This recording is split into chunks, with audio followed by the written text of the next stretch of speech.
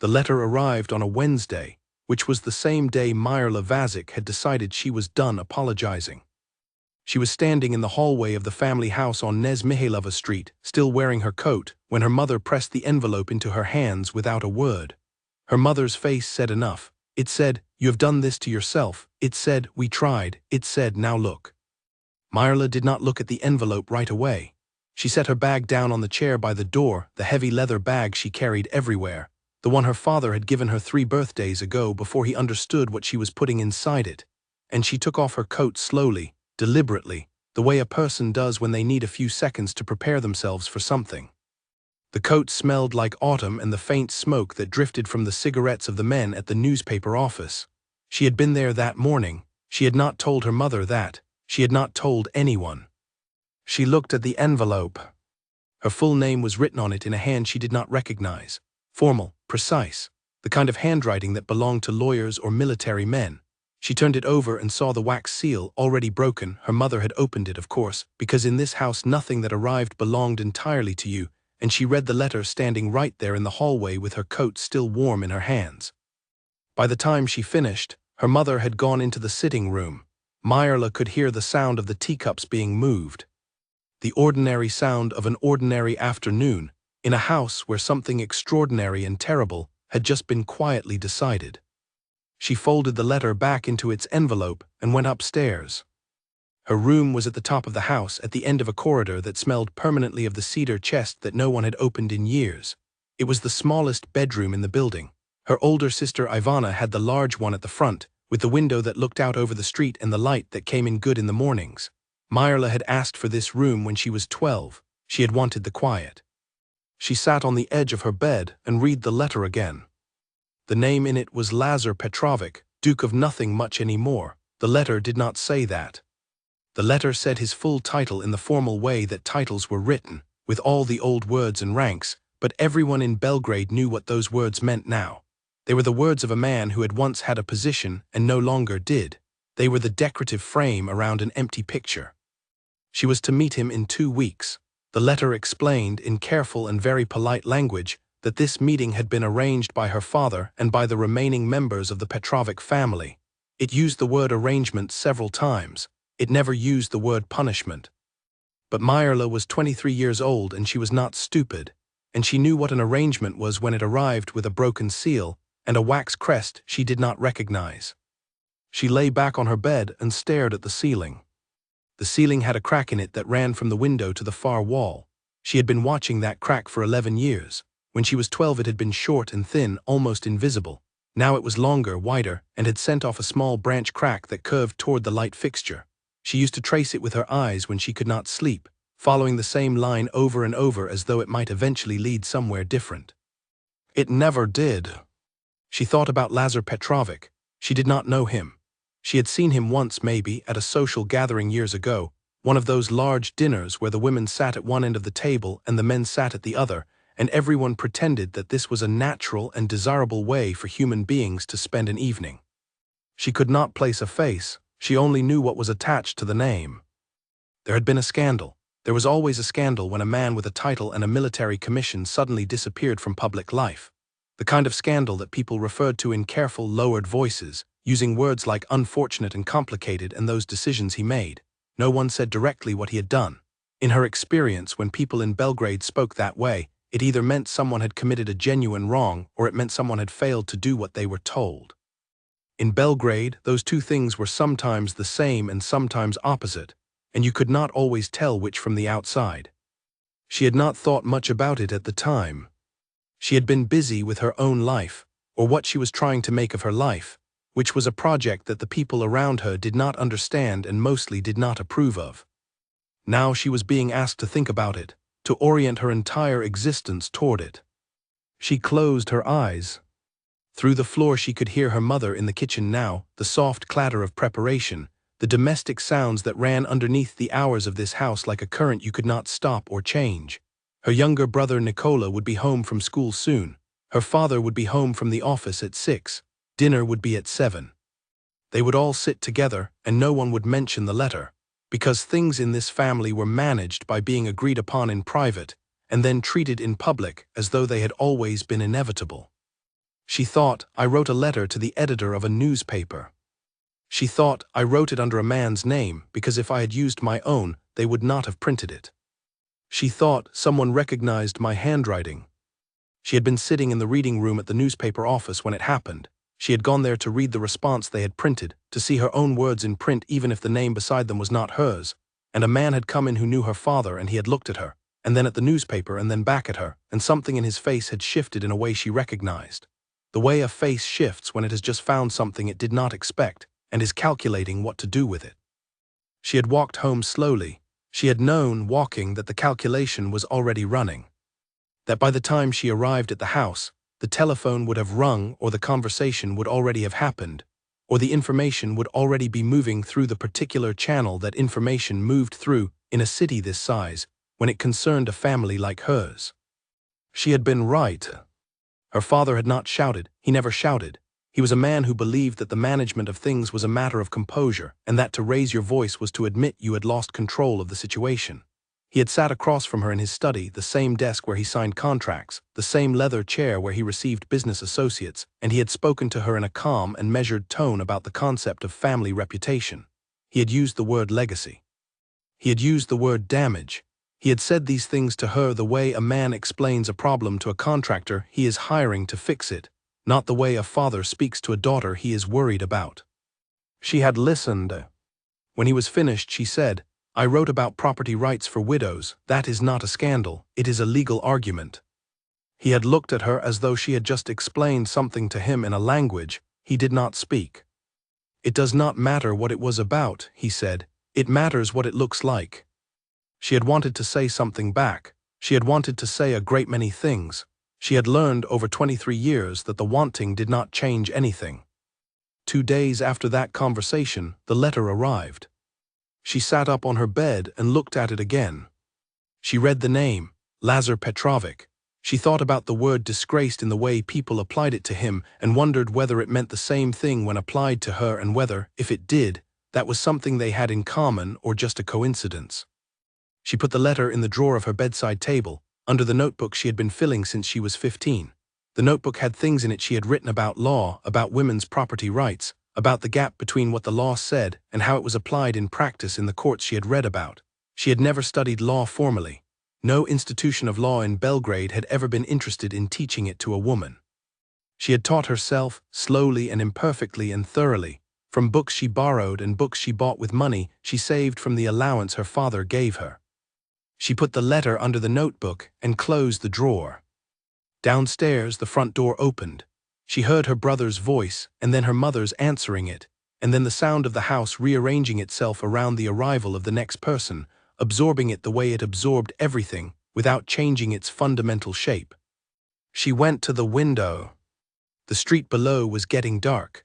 The lamplighter was working his way along the road, and behind him the lamps came on one after another, each one making its own small circle of warmth in the blue evening. She watched him until he turned the corner and disappeared, leaving the lit street behind him, the whole length of it glowing now, every lamp the same, every circle of light equally tidy and equally limited in how far it could reach. That was the thing about lamplight. It was warm and it was genuine, but it only went so far. Beyond its edge the darkness was exactly as dark as before. She had grown up in this street. She had known every lamp of it since childhood. She knew the sound the window made when the wind came from the east, and the way the corner building threw a shadow in late afternoon that crossed directly over this room, and the smell of the bread from the bakery 2 doors down that arrived early every morning, whether you were awake to receive it or not. She had always assumed she would leave it one day on her own terms. She turned from the window and began to wash her hands at the basin. The following 2 weeks were not dramatic. She had half expected them to be scenes, arguments, tears. There were none of these things. Her family moved through the days around her with the careful efficiency of people who had made a decision and were now managing its implementation. Her mother talked about practical matters, trunks, clothing, what was appropriate for a woman moving to a house in the country outside Belgrade. The word appropriate came up often in those 2 weeks. Her mother used it the way other people used the word necessary. Her father did not speak to her much. He was courteous. He asked how she was feeling. He did not ask what she was thinking. She suspected he preferred not to know. Her sister Ivana came to her room on the fifth evening and sat on the end of the bed and said, with what seemed like genuine feeling, "I'm sorry, Miri, I really am." Myrla had looked at her and believed her and had also understood that believing her did not change anything either. Ivana was married. Ivana's marriage had been arranged too, though more pleasantly, to a man in the textile trade who was considered a good match and had turned out to be one. She could afford to be sorry. She was already in her life. Myrla did not go back to the newspaper office. She went to the library instead. 3 times in those 2 weeks, she went to the city library and sat at the long table near the window and read everything she could find about the laws governing the property rights of married women in the Serbian Civil Code. She read about inheritance. She read about what a husband was legally permitted to claim over a wife's belongings and person and decisions. She read with the same focused attention she always brought to reading, making notes in her small handwriting in the margins of the paper she had brought with her. And when she looked up at the end of each afternoon, the light had changed, and the library was preparing to close, and she had not thought once about the trunks or the packing or the practical matters her mother was managing at home. She had thought, instead, about the shape of her situation. The shape of it was this: she was being sent somewhere she had not chosen, to live with a person she did not know, because she had done something the people who managed her life had found inconvenient. And the law, as it stood in that year in that country, gave her essentially no space to refuse this. A woman of her age and station without independent income was, legally and practically, dependent on the decisions of her family until she was dependent on the decisions of her husband. One cage replaced by another, and the replacement was called marriage, and the law called it a natural arrangement. She read all of this without crying or trembling or losing her composure, because she had understood at a young age that composure was the only tool she was permitted to keep. On the last evening before she was to leave, she sat in her room and packed her 2 trunks herself. She sent away the maid who came to help. She packed her books first, all of them, as many as the trunks would hold, and her notebooks and her writing materials, and then the clothing and the practical items, and at the very bottom of the second trunk, wrapped in a piece of cloth, she put the notebook with all her legal notes and all her arguments about property rights and the letter she had written and had printed under a name that was not hers. She closed the trunks. She looked around the room that had been hers for 11 years, the crack in the ceiling, the cedar smell from the corridor, the window with the view of the lamplit street. She had wanted to leave on her own terms. Well, she was leaving. She picked up the small lamp from the bedside table and carried it to the window and set it there, and the room behind her went darker and the window itself became a little brighter, reflecting her back to herself in the wavery glass. She looked at her own face in the window for a long moment, young and composed and tired in the particular way of someone who has been managing their feelings so carefully and for so long that the management itself has become exhausting. "All right," she said out loud to no one in particular. She went to bed. She did not sleep well, but she slept. And in the morning, her trunks were carried down the stairs and loaded into the coach, and her mother stood at the door and held her hands and said careful, practical things about writing letters and taking care of herself, and her father shook her hand as though she were a business associate departing after a meeting, which in some ways she supposed she was, and her brother Nicola stood on the step and looked at her with the wide, helpless eyes of a 13-year-old who does not yet understand what is happening but senses it is not good, and she put her hand briefly on his shoulder and said, "Study hard, be honest." He nodded. He looked like he might cry. She got into the coach. The horses moved. The street she had known for 23 years passed by the window in both directions simultaneously, the way it does when you are leaving. Everything familiar and ordinary all at once turned into something you are memorizing, something you are storing away, something that is already becoming the past even while you are still looking at it. She did not cry. She watched the city thin out as the coach moved toward its edge. The buildings got smaller and further apart and the road got rougher beneath the wheels. The morning light was cold and clear, the kind of light that makes everything look precise and a little harsh, every edge sharp, every shadow definite. She had a notebook in her bag. After 20 minutes she opened it and began to write. She wrote about property rights. She wrote about the clause in the Civil Code that she had found the previous week, the one that made a small and arguable exception for inherited property under certain conditions. She wrote carefully and precisely as she always did, and the coach moved and the city fell away behind her, and she filled 3 pages before the road curved and she looked up and saw ahead through the trees the first low outlines of a different place, a different life. A house she had never seen, a man she did not know, an arrangement no one had asked her to agree to. She looked at it for a long moment. Then she looked back down at her notebook and kept writing. The house did not introduce itself gently. It came at her through the trees at the end of a road that had been getting progressively worse for the last mile, more rutted, more overgrown at the edges, the kind of road that had once been tended and was no longer. The coach lurched twice, and the driver said something to the horses under his breath that she could not quite hear. Then the trees opened, and there it was. It was larger than she had expected. That was the first thing. She had formed in the preceding 2 weeks a mental image of something small and run down, a hunting cottage gone to seed, the sort of place a disgraced man retreats to when the world stops accommodating him. What she saw instead was a proper house, 2 stories wide, stone-faced, with high windows and a broad front door and a garden that stretched to both sides of it with the remains of what had once been a very deliberate and well-maintained design. The remains were overgrown. The roses along the front wall were leggy and wild. The gravel of the path had given way to weeds at the edges, but the bones of it were there. The house itself looked solid. It looked like something that had decided to simply endure. She noted that, the way you note something you are not yet sure what to make of. The coach stopped at the end of the path. The driver climbed down and opened the door. She stepped out into air that smelled of damp soil and the last of the season's leaves and something else beneath those things, something she could not name right away. Later she would understand it was the smell of a wood fire burning somewhere inside the house. But in that first moment she simply breathed it in and stood in the cold morning and looked at the place she was to live in and thought, all right, this is what it is. The front door did not open. She waited. The driver had brought her trunks down from the back of the coach and set them on the ground. He looked at her with an expression of polite uncertainty. She looked back at the house. The windows were closed. One of them, on the ground floor to the right, showed a faint light behind the curtains. She said thank you to the driver. She meant it. He nodded, climbed back up, and the coach moved away down the road. The sound of it faded into the trees. Then there was only the wind and the birds and the silence that sits over a house that has grown used to being quiet. She picked up the smaller of her bags and walked to the front door. She knocked. Nothing. She knocked again with more intention. The door opened. The person who opened it was an older woman with gray hair pinned severely and the expression of someone who had agreed to a great many things in her life and found most of them disappointing. She looked at Myrla with eyes that were neither warm nor hostile, simply assessing, the way you look at weather. "You are Miss Vazic," she said, not a question, a confirmation. "I am," Myrla said. The woman stepped back. "I am Marta, I keep the house, come in." She came in. The interior was dark, darker than she expected given the size of the windows outside, because most of the curtains were drawn.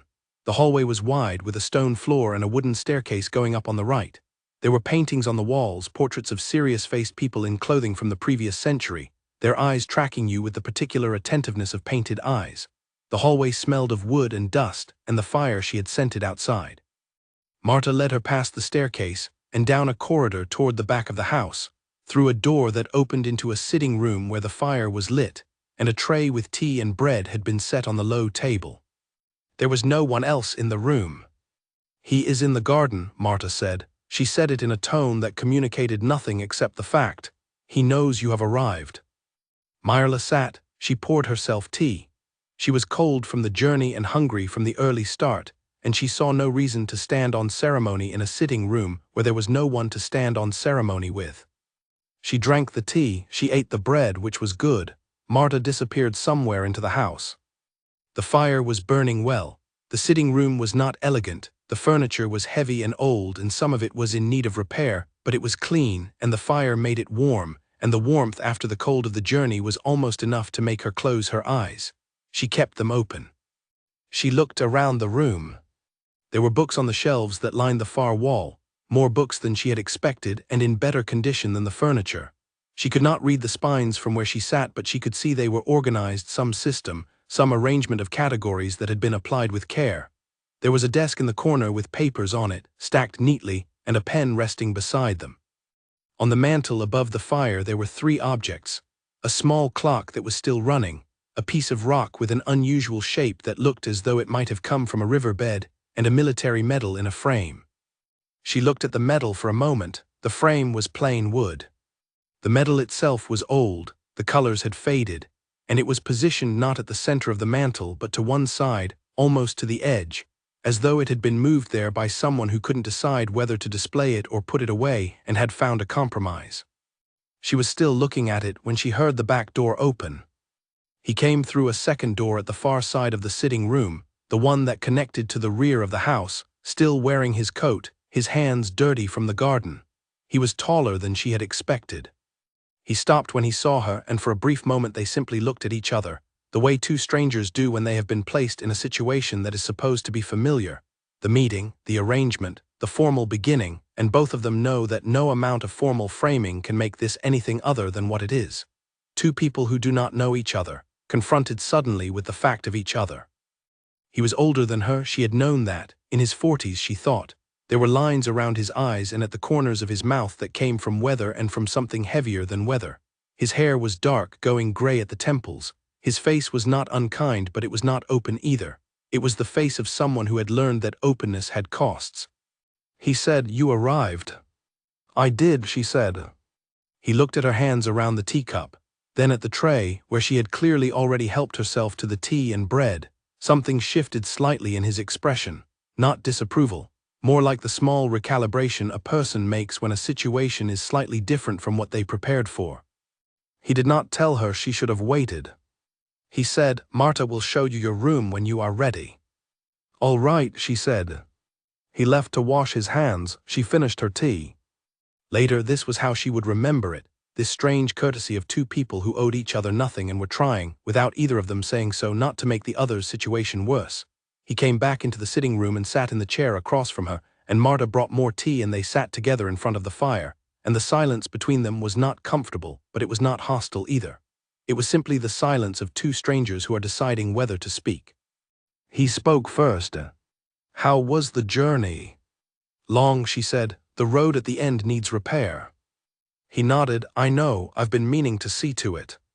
She looked at him. "Have you been here long?" 8 years, he said. 8 years, she absorbed this. 8 years in this house, on this road, with the overgrown garden and the books and the metal on the edge of the mantel. 8 years of this particular quiet. "It is a large house for one person," she said. She said it without accusation or pity, simply as an observation, the way she would note any fact. He looked at the fire. "It was not always one person," he said. Then he did not say anything else, and she did not ask, because she had learned, early and through observation, not through instruction, that some things you leave where they are placed. Marta showed her the room. It was upstairs at the corner of the house with 2 windows, one facing east toward the fields and one facing south toward the garden. It was larger than she had expected, larger than her room at home. The furniture was old but solid. There was a desk by the southern window that was better than any desk she had ever had for herself. She noticed this immediately. She noticed it with the focused attention of someone who does what she does and knows what tools she needs. She unpacked her books first. Marta stood in the doorway for a moment and watched her arrange them on the windowsill and the top of the dresser and the desk, and Myrla could feel her watching but did not stop or explain. When she finally turned around, Marta was gone. She arranged the books in the order she liked. The law texts first, then the histories, then the novels she had allowed herself to bring, 3 of them, one of which she had read 4 times already. She set her notebooks on the desk. She put her pens and writing materials in the drawer. She organized these things with the same deliberate attention she always gave them, because the arrangement of her working materials was the closest thing she had to the construction of a life she had chosen, and she was going to construct as much of it as the circumstances permitted.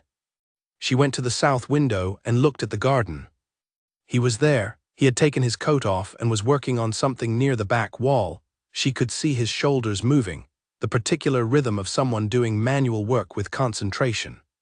She watched him for a moment without thinking much, just watching the way the afternoon light moved across the garden and the way the overgrown beds lay in their disorganized autumn state, the remnants of what had been once clearly a beautiful thing. She thought 8 years. 8 years he had been in this house and he had not brought the garden back. She thought, I wonder what he does with his days. She did not think, I wonder what kind of man he is. She was not ready to think about that yet. She was still managing the fact of being here, the large basic fact of the new situation, and she was doing what she always did when managing a new fact, looking at its practical contents, its actual shape, before allowing herself any reaction to it. Dinner was simple. Marta cooked. They sat at a table that was too large for two people and ate without much conversation. He asked her whether the room was satisfactory. She said it was. She asked about the nearest town and how far it was. He told her the distances and the names of the roads. She noted them. After dinner, he went to his study. She went to her room. She lit the lamp on the desk and opened her notebook and wrote for 2 hours. She wrote about the property rights clauses she had been thinking about on the journey. She wrote about a case she had read at the library, a case from 10 years ago that had been decided badly in her opinion, and she mapped out why it had been decided badly and what argument she thought could have overturned it. She wrote precisely and quickly, filling pages with her small handwriting, the scratch of the pen the only sound in the room besides the wind at the window, and far below, the occasional sound of a door. At midnight she stopped. Her hand was tired. She looked at what she had written and thought, yes, that is the argument, that is the shape of it. She put the pen down and sat back and looked at the dark window. Outside, the countryside was completely dark, no street lamps here, no city glow, and the darkness was deep and total and not unpleasant. It was just what dark was in a place where no one had organized it otherwise. She thought about the medal on the mantle. She thought about the word disgraced. She thought about her father's voice saying, "It does not matter what it was about, it matters what it looks like." She thought, there are two people in this house who have been told by various authorities that what they did was wrong. And the thing that strikes me, sitting here in this room, is that I do not know enough yet to know whether that is true. She blew out the lamp. The darkness was total for a moment before her eyes adjusted. Then she could see the shape of the window, and through it, faintly, the deeper dark of the sky and the lighter dark of the fields, and 1 or 2 stars at the edge of what the clouds allowed. She lay down on the bed. The mattress was better than she had expected. This seemed, in the darkness, funny to her in a small and private way. The mattress was genuinely comfortable. She had been preparing herself for discomfort in every form, and here was this one small thing, this practical decency, this mattress, just doing its job. She closed her eyes. She thought, I am 23 years old and I am in a house I did not choose with a man I do not know, and the road back to Belgrade is long, and I have 2 trunks and 3 notebooks and 17 law books, and 1 very good desk. She thought, start with what you have. She slept. In the morning she woke before the light came fully, and she lay still for a moment in the unfamiliar room. The unfamiliar sounds, birds she did not know the names of, the sound of the house settling, the far-off movement of something in the outbuildings. Then she got up. She washed her face at the basin, she dressed, she took her notebook and went downstairs. The kitchen fire was already lit, but Marta was not yet there. She found the kettle and set the water on. She stood at the kitchen window while it heated and looked out at the garden in the early light.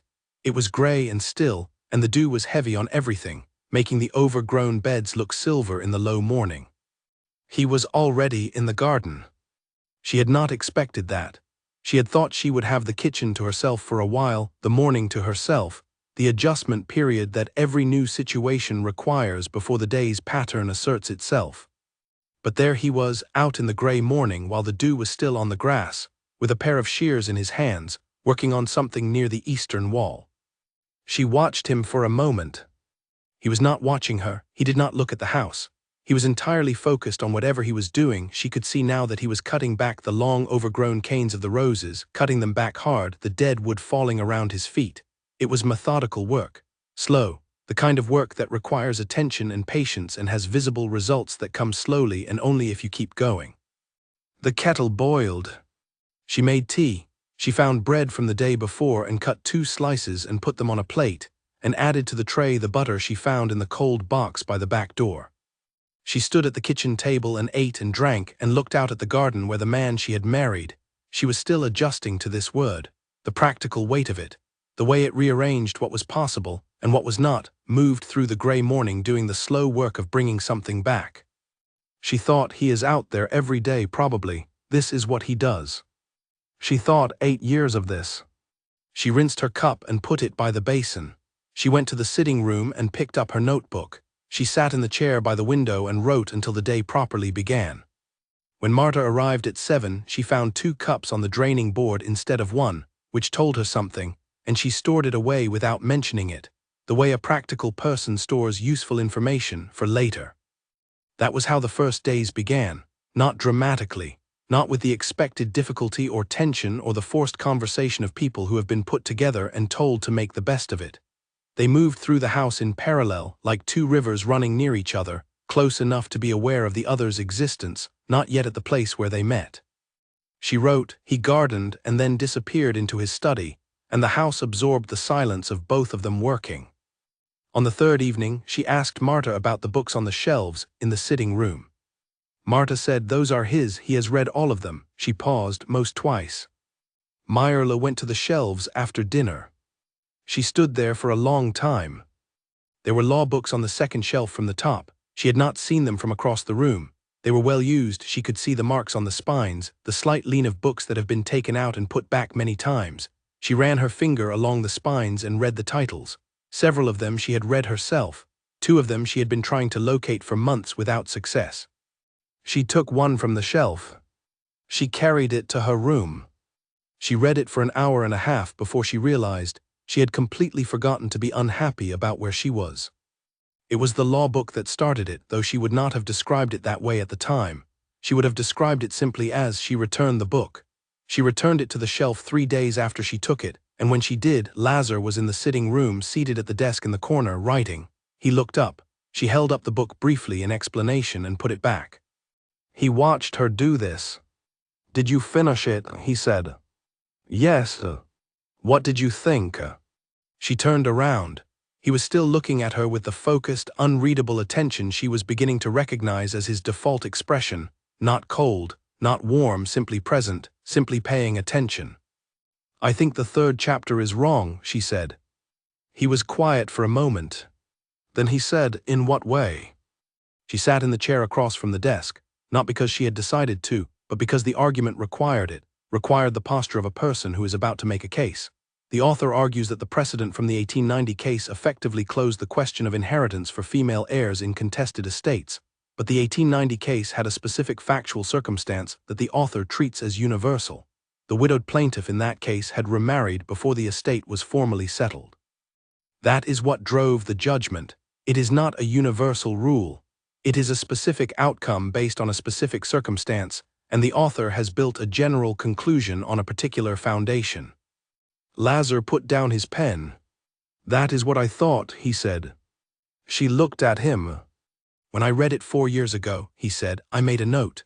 He reached to the side of the desk and opened a drawer and took out a small folder. Inside it were papers covered in handwriting, his handwriting she could see, the same precise hand that had been on the original letter. He opened the folder and found what he was looking for and turned it toward her. She leaned forward and read the note. It was almost exactly what she had said. The same observation, the same identification of the error, phrased differently but reaching the same conclusion. She sat back. You studied law, she said. Briefly, he said, before the military I did not finish. Why not? He looked at her for a moment. My family needed me elsewhere. She understood what that meant. In a family like his, the title, the obligations, the particular architecture of expectation that came with a name like Petrovic, a man's path was not always his to choose any more than a woman's was. Different reasons, different pressures, but the same structural fact. Other people's ideas about what you owed them, applied to your life as though it were theirs to direct. She did not say this, she thought it. The note is very precise, she said instead. Thank you. I did not mean it as a compliment, I meant it as an observation. He almost smiled. It was the first time she had seen something close to that in his face, and it arrived and left quickly, like a bird landing on a fence post and then deciding to leave. I understand the distinction, he said. She picked up the folder. She looked at the notes again. He did not tell her to put it down. There were several pages in the folder, not just the one note about the law book but other things, observations about other texts, references to cases, questions rather than conclusions, the kind of notes that a person makes when they are genuinely trying to think something through rather than trying to remember information. The handwriting was consistent and careful. Someone had spent time on these. She put the folder down. May I take a different book, she said. Yes, he said. He turned back to his writing. All of them if you like. She took another book. She went to her room. That evening she ate dinner thinking about the note in the folder, and the way he had said briefly before the military, and the way the word else sat in her mind, small and heavy and carrying more than its size suggested. The days developed a texture she had not expected. Not warmth exactly, warmth was too soft a word for what it was, but something more like the texture of competence. Two people who were both capable of managing themselves in proximity without creating unnecessary friction. She had known competence all her life. She had met very little of it in the people who were supposed to be managing her. Here it was in the most unexpected place, in a house at the end of a rough road with an overgrown garden and a medal on the edge of a mantel. She thought about the medal more than she expected to. She had grown up around men with military connections. Her father knew officers. Officers came to the house sometimes for dinner, men with careful postures and precise speech, and the particular kind of ease that comes from believing the world has been correctly arranged. She had sat at those dinner tables and listened and formed opinions she did not share. The medal on the mantel was not displayed like the medals those men spoke of. They spoke of their medals the way they spoke of their property, as evidence of worth, as items to be noted. This medal was on the edge, almost out of sight. The placement said something about the man who had placed it there, and what it said, she thought, was that he had not decided what to think about it. She respected that, the undecidedness of it. On the 8th day, she asked Marta to show her the rest of the house. Marta showed her without ceremony, walking her through the rooms in the practical manner of someone giving a tour of a property they manage rather than one they own. The ground floor had the sitting room, the dining room, the kitchen, and a small room behind the staircase that had been used as a storage room, and was now holding an assortment of things covered in cloth furniture, she thought, though she did not look under the coverings. The upper floor had 4 bedrooms. She had one, the largest was Lazar's, the other 2 were empty and had been empty for some time. There was a room at the end of the upper corridor that Marta did not open, just said, his study. He prefers it kept private. She noted that and did not push it. The garden was better seen from outside than from the window. She walked it on the 9th day alone in the late afternoon.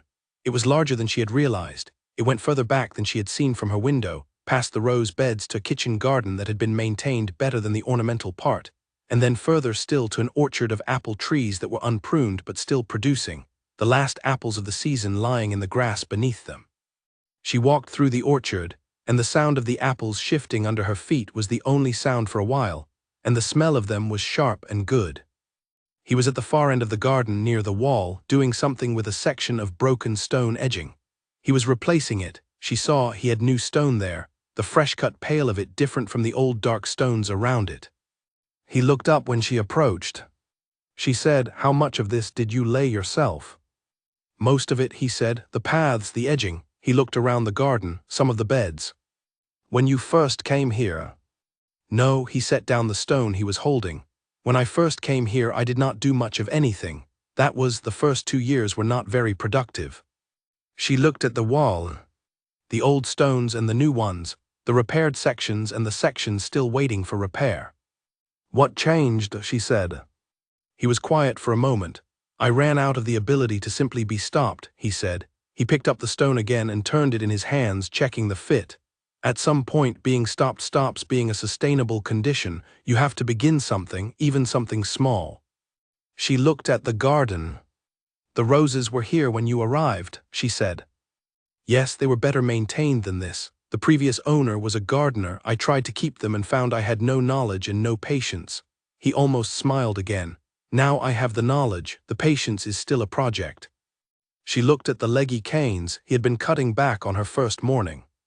"Are they coming back?" "In spring," he said, "probably most of them." She walked back to the house. She thought about that phrase, running out of the ability to simply be stopped. It was such a precise description of a feeling she knew. Not the specific circumstances, his were entirely different from hers, but the feeling itself. The point at which remaining still in a wrong situation requires more energy than beginning to move through it. At dinner that evening he said, "What do you do in your notebooks?" She had expected him eventually to ask. Most people asked sooner. They asked with a particular quality of curiosity that contained, already inside it, the expected shape of the answer. She was working on letters they imagined, or household accounts, or perhaps a diary, the approved activities of a woman with a notebook in her hand. Legal arguments, she said. He set down his fork. Legal arguments. Yes. Arguments about what specifically?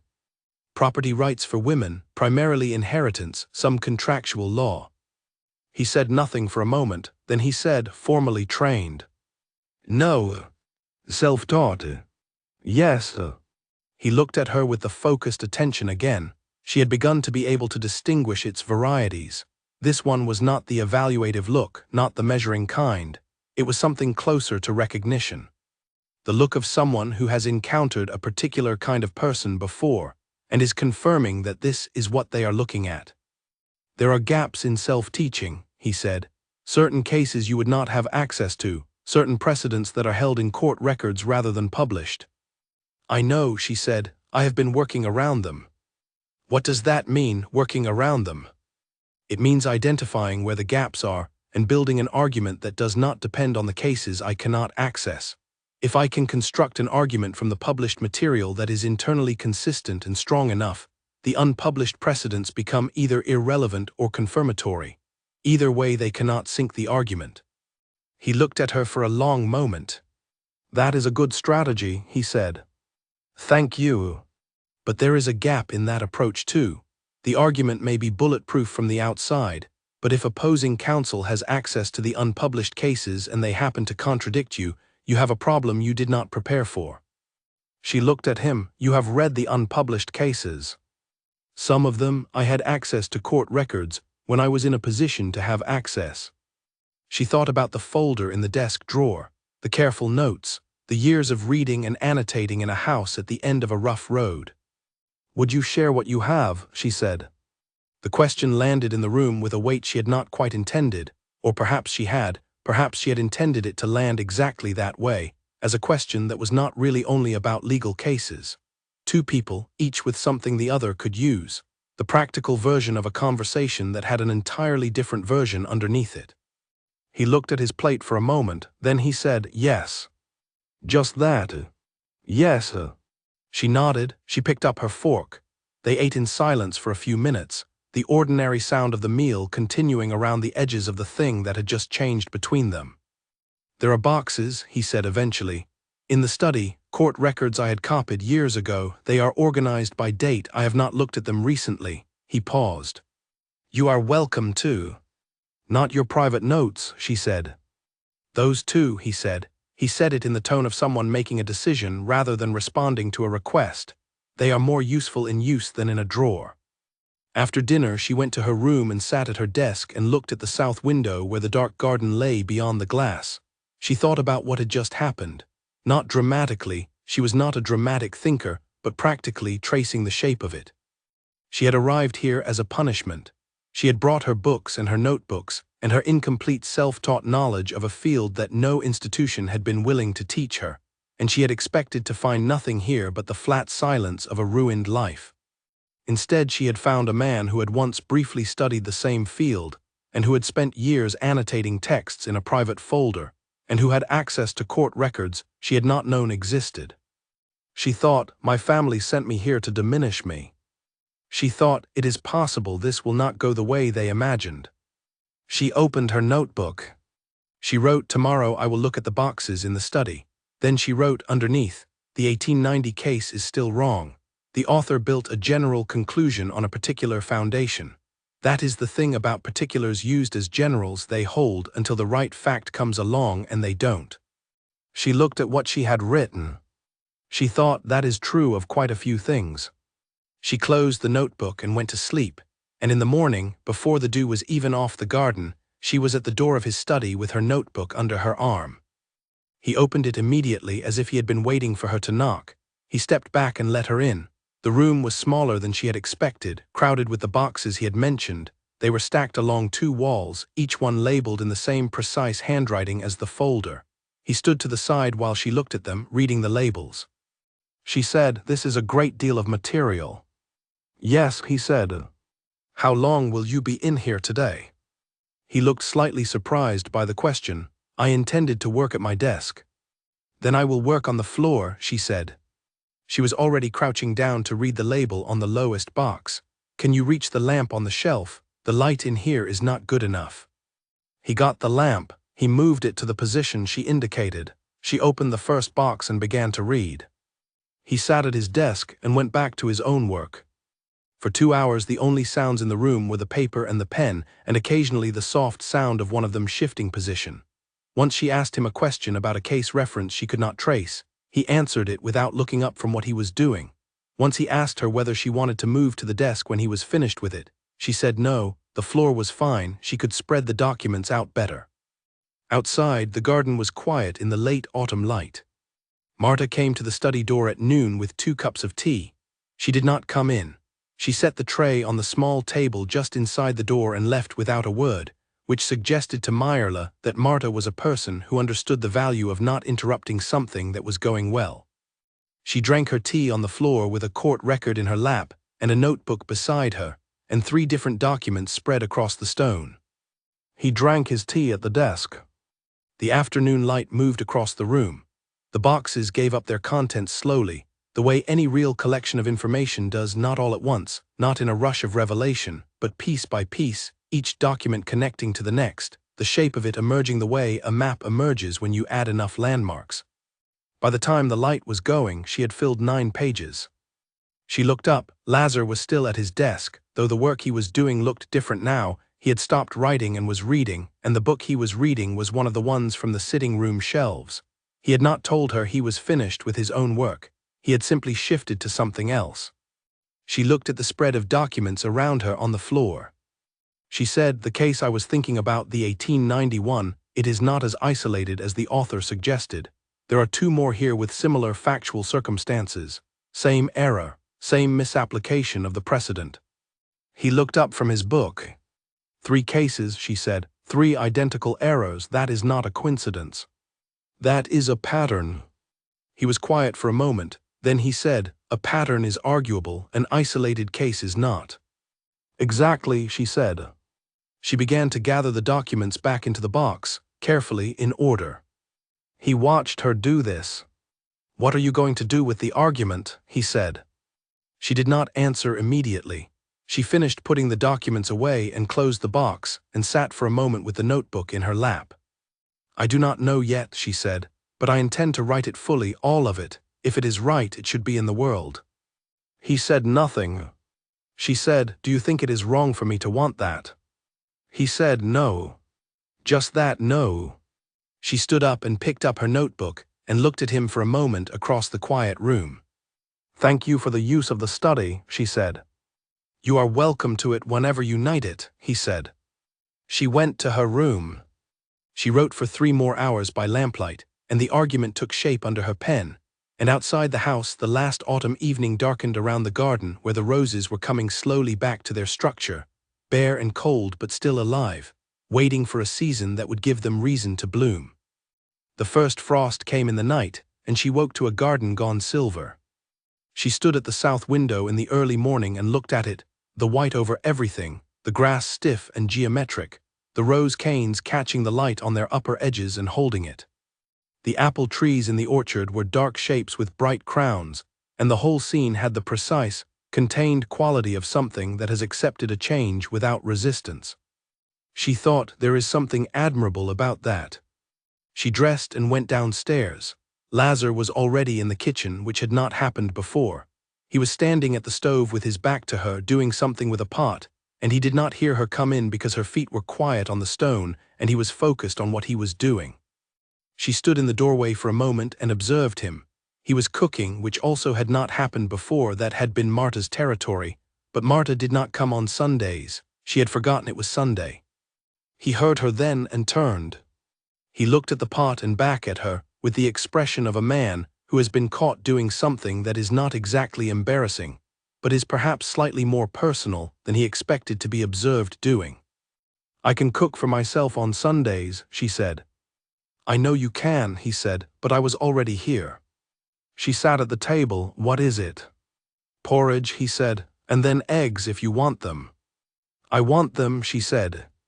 He cooked. She watched out the kitchen window at the frosted garden. The silence between them was comfortable in the way that silences between people become when enough time has passed that they no longer feel they must fill it.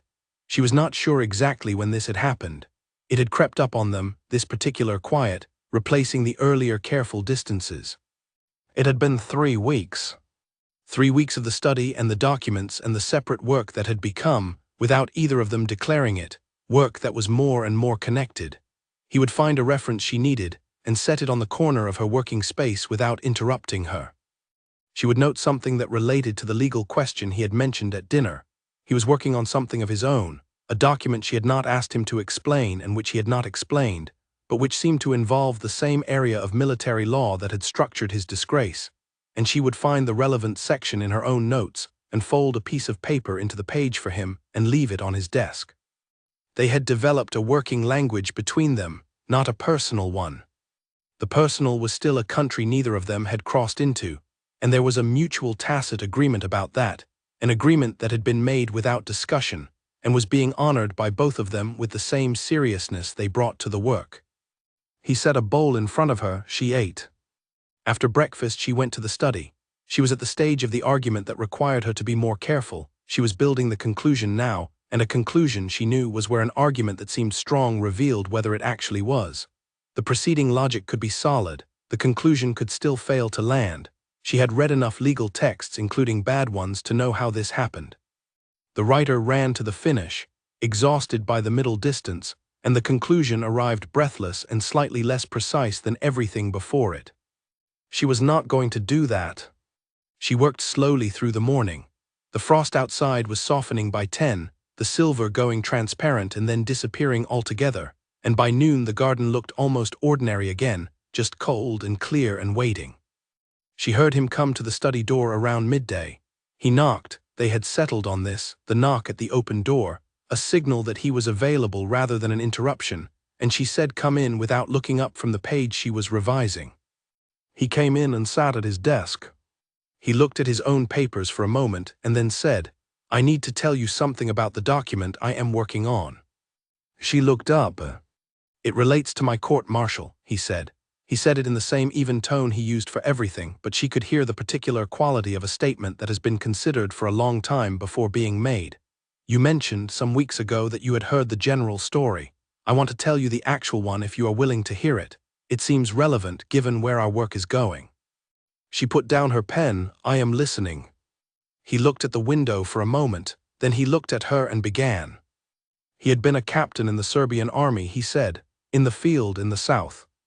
There had been an operation. He used the word carefully, neutrally, in the way military language is used to describe things that the full language of living would make harder to speak.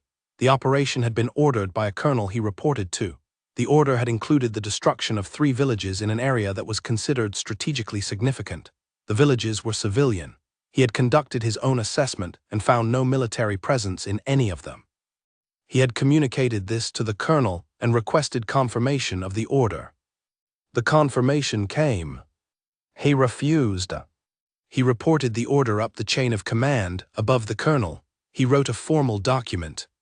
He believed, he said in his own precise words, that this was the correct thing to do, the thing the law of war required, the thing a human being with a functioning conscience was required to do. He paused. She said nothing. She was watching his face, which had not changed in expression, which was controlled in the way of someone who has told a version of this story many times in his own head and has learned to separate the telling from the feeling. The report was received, he said. The colonel was spoken to. No formal action was taken against him. I was brought before a court-martial on grounds of insubordination and failure to follow a lawful order. He stopped. The hearing found against me. I lost my commission. The colonel kept his. She looked at him. The villages, she said, were not touched, he said. The operation was quietly cancelled after my report. That fact was never entered into the official record of my court-martial. The room was very quiet. She thought about the medal on the mantel. She thought about the placement of it, at the edge, almost out of sight. She thought about what it meant to be given something that you can neither display with pride nor discard with clean hands. She said, "And the document you are writing now is an appeal," he said, "to the military court to have the decision reviewed." He looked at his papers. I have been working on it in various forms for several years. I have not submitted it. The argument was not strong enough. The material I had it was incomplete. There were things I knew to be true that I could not prove. She looked at the boxes along the wall. The court records, she said. Some of them, he met her eyes. Not all of what I need is in there, but some of it is. I have been building the case piece by piece, the way you build a structure when you are not sure how tall it needs to be. She thought about the 1890 case. The pattern, 3 identical instances of the same error, each one looking isolated until you put them beside each other and the pattern became visible. She said, "May I read what you have written so far?" He looked at her for a long moment. Then he picked up a folder from the side of his desk, different from the notes folder, thicker, and held it out to her. She took it. She read it that afternoon in her room with the careful attention she brought to everything. It was 40 pages. The argument was good, genuinely good, the structure was sound and the logic was clear, but she could see the places where he had felt the gaps and worked around them. The same gaps she had found in her own argument before she found the boxes. The same frustrating consciousness of knowing something is true and not having quite enough to make it irrefutable. She brought the folder back to the study at 5 o'clock. He was still at his desk. She sat in the chair across from him. "It is a good argument," she said. "But," he said, he could hear it in her voice. "But the central point, the point about the order not being lawful, relies on the reader accepting your assessment of the villages as accurate. You have your own testimony, you have nothing else." "That is the gap," he said. "There are letters," she said, "letters from the villages. I have seen the reference to them in one of the court record boxes. They were submitted to the original court-martial and rejected as inadmissible. If they still exist and if they can be shown to corroborate your assessment, the gap closes." He was still. "You know where they might be," she said. "I know who wrote them," he said quietly. "The village elder, his name was in the court record." "Is he still alive?" "I do not know." She looked at the folder in her hands. Then she put it back on his desk. "Then that is what you need to find out," she said. He looked at her with an expression she had not seen before. Not the controlled attention, not the almost smile, but something under all of those, something that had been behind them, she thought, from the beginning. It was the look of someone who has been carrying a weight alone for a very long time and has just unexpectedly found another pair of hands reaching for it. Not taking it, reaching for it. Offering. He said, "Myrla." It was the first time he had used her name. She picked up her pen. She said, "Let me look at the letter references again. If the court record has a location, even a partial one, we can follow it." He opened the first box. They worked until the lamp ran low and Marta came to the door and said dinner was cold and had been cold for 40 minutes and she was going home. They apologized and went to the kitchen and ate the cold food and talked, for the first time, in the direct and absorbed way of people who are working on a problem together rather than two strangers practicing courtesy at a dinner table. She said, "If we submit the appeal and it fails again, you will have used the last formal avenue. There is no third appeal in the military code." "I know," he said. "So the argument needs to be not merely good but comprehensive, every gap closed, every line of attack anticipated and answered before it arrives." He nodded. "Then we have to find the letters," she said, "or find someone else who was there. Someone whose account is independent and credible, and in a form that the court cannot reject." "That may take time," he said. "Then it takes time," she said. He looked at her across the kitchen table, in the cold supper and the lamplight. "Why are you doing this?" he said, not ungratefully, not suspiciously, simply asking. She thought about the answer, not the quick version. The quick version was too simple. She thought about what was actually true. "Because the argument is wrong," she said at last. "The original judgment. I have read the portions of the court-martial record in those boxes, and the argument used to convict you is the same kind of error I have been finding in the property rights cases. A particular instance treated as a general principle. A single voice," she stopped. "A particular reading of what a lawful order means applied in a context where the reader had decided beforehand what they wanted to conclude." She looked at him. "I find that intolerable," she said. "Arguments built backward from the conclusion, dressed in legal language and made to look like justice. I find it intolerable when I see it in property rights cases, and I find it intolerable here. That is why." He was quiet for a moment. Then he said, I have a contact, someone who served in the same region a year before me. He may know what happened to the village elder. He may know where the letters are. Write to him, she said. I have not been in contact with anyone from that time in 8 years, he said. Then it has been 8 years since you needed to be, she said. Now you do.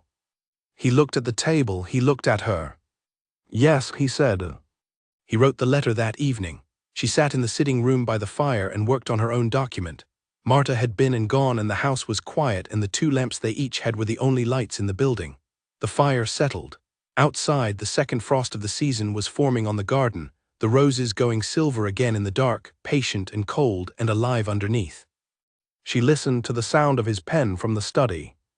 She had arrived at this house 3 weeks ago in a coach that left her trunks in the gravel and drove away.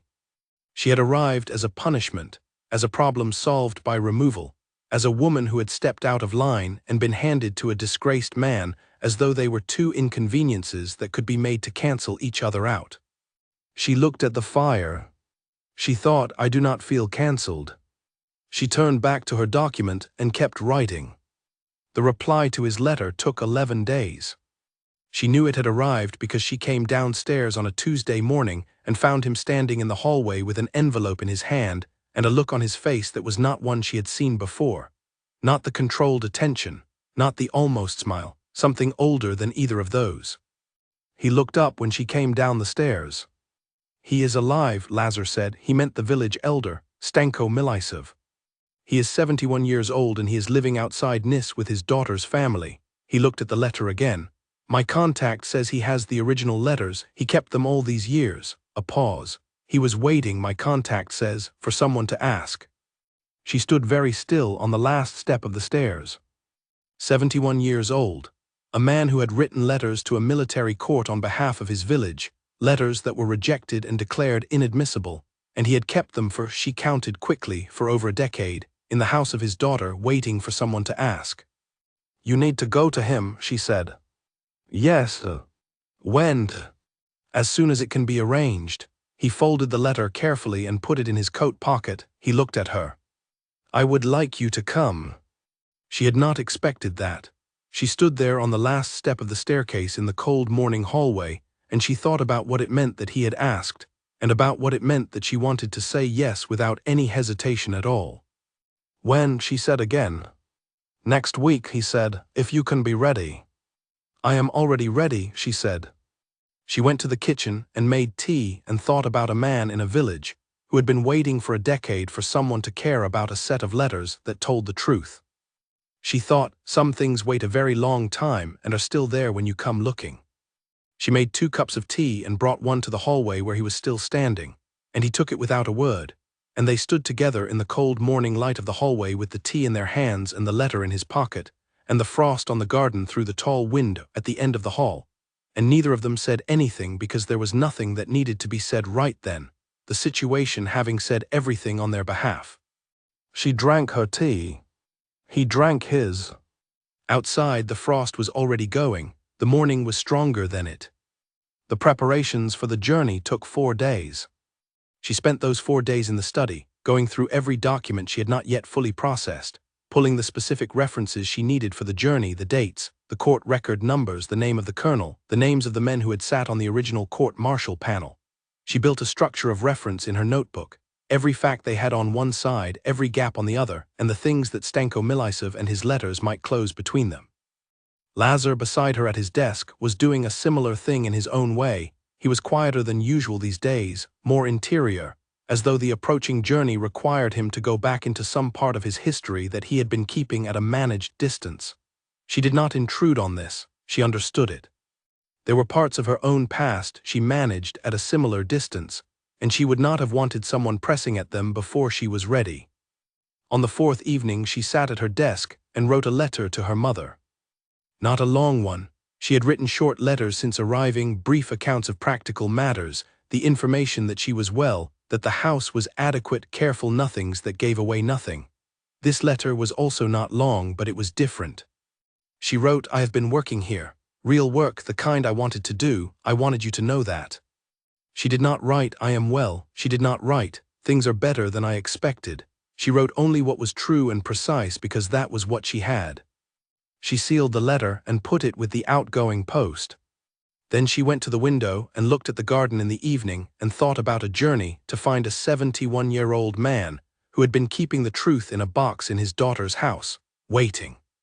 She thought, we are going to find it. She thought, and then we are going to use it.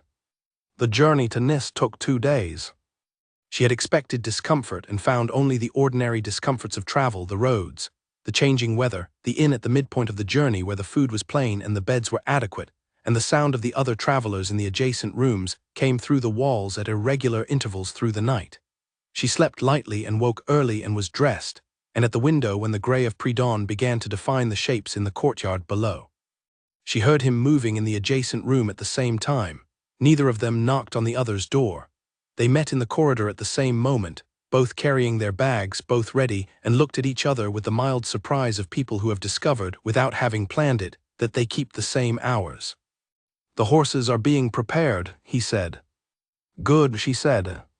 They ate breakfast quickly and got back in the coach, and the second day of the journey passed in a rhythm she had begun to feel comfortable with: the movement, the view from the window, the notebook in her lap.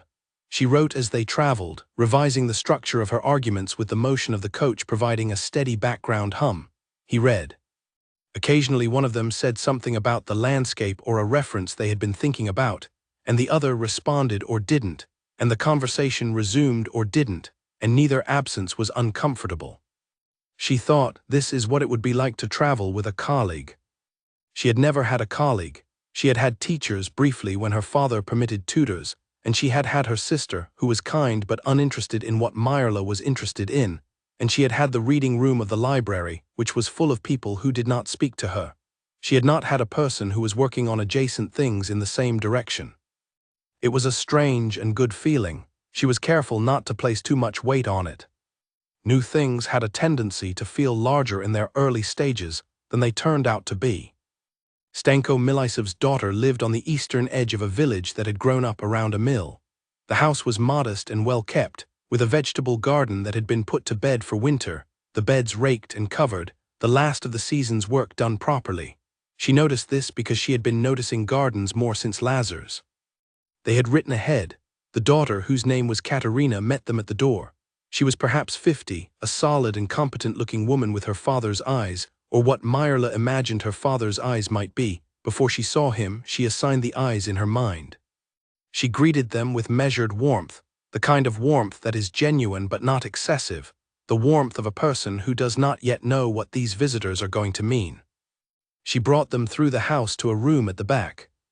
Stanko Milisev was seated in a chair near the window with a blanket over his knees and a cup of something warm in his hands. He was very thin. His face was the face of a man who had lived long and thought hard and arrived at something on the other side of both. When he looked up and saw Lazar, he was still for a moment. Then he said, in a voice that was older than it must have once been but very steady, "I know you." Lazar said, "Yes." "You were the captain," Stanko said, "the one who refused." "Yes." The old man looked at him for a long moment. "I heard," he said, "after what happened to you." He set his cup down very carefully on the table beside him. "I am sorry." "You have nothing to be sorry for," Lazar said. "I know," Stanko said. "I said it anyway." Katerina brought chairs. They sat.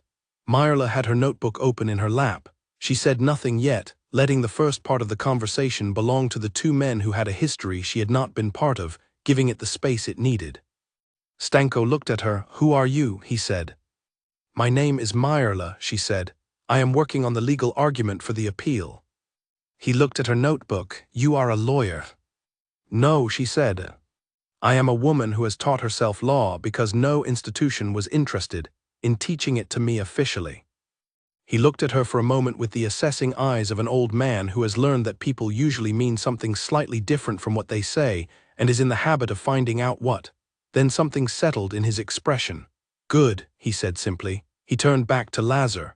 "You need the letters." "If you still have them," Lazar said. Stanko looked at his daughter. Katerina went to a cabinet in the corner, old wood, carefully polished, and opened it and took out a wooden box. She set it on the table between them. The box was perhaps 40 centimeters long and 20 deep, and it was old but well preserved. The kind of box that has been kept because it contains something worth keeping. Stanko put his hand on it but did not open it yet. He said, "I want you to understand why I kept them." "Of course," Lazar said. "I kept them because they are true," the old man said. "Everything in that box is true. The letters I wrote, the account I gave to the court, the descriptions of what we found and what we did not find, all true. The court said they could not accept them." He looked at his hand on the box. "A court that rejects the truth because it is inconvenient is not a court, but it is still the only court there is, so I kept the letters because truth does not expire. Even if the court that needs to hear it has not yet arrived." He opened the box. The letters were there, folded, some of them yellowed with age but still intact, still legible. He lifted them out carefully, one at a time, and laid them on the table. She counted 14. In addition to the letters, there were 3 other documents, what appeared to be sworn statements from other villagers, and a hand-drawn map of the area with specific locations noted. She leaned forward. She looked at the letters without touching them yet, reading what she could from where she sat: dates, names, the careful handwriting of a man who had taken great trouble to be precise. Then she sat back and looked at Lazar. He was looking at the documents on the table with an expression she could not entirely read. There was a quality in it she had seen only once before, and that had been in the moments just after he finished telling her the story of the court-martial, the same quality of something very old being acknowledged after being held at distance for a long time. She did not name it, even in her own mind. She simply noted it. She said to Stanko, "May I read them?" He gestured with his hand, "Yes." She read every letter, she read the sworn statements, she examined the map. Lazar watched her read. Stanko watched her read. Katerina brought more tea and sat in the far corner with her own work, allowing them the table. The letters were exactly what she had hoped, and somewhat more. Stanko had written them with the precision of a man who knew he was constructing a record, each one dated, each one describing specific observations on specific days, each one naming specific individuals and their roles. There were no emotional appeals in the letters. There were no requests for sympathy. There were only facts set down in the careful handwriting of someone who understood that facts, if recorded accurately and completely, would eventually do the work that appeals to feeling could not. She set the last letter down. She said, "These are exactly what the appeal requires." Stanko looked at her. "They are admissible."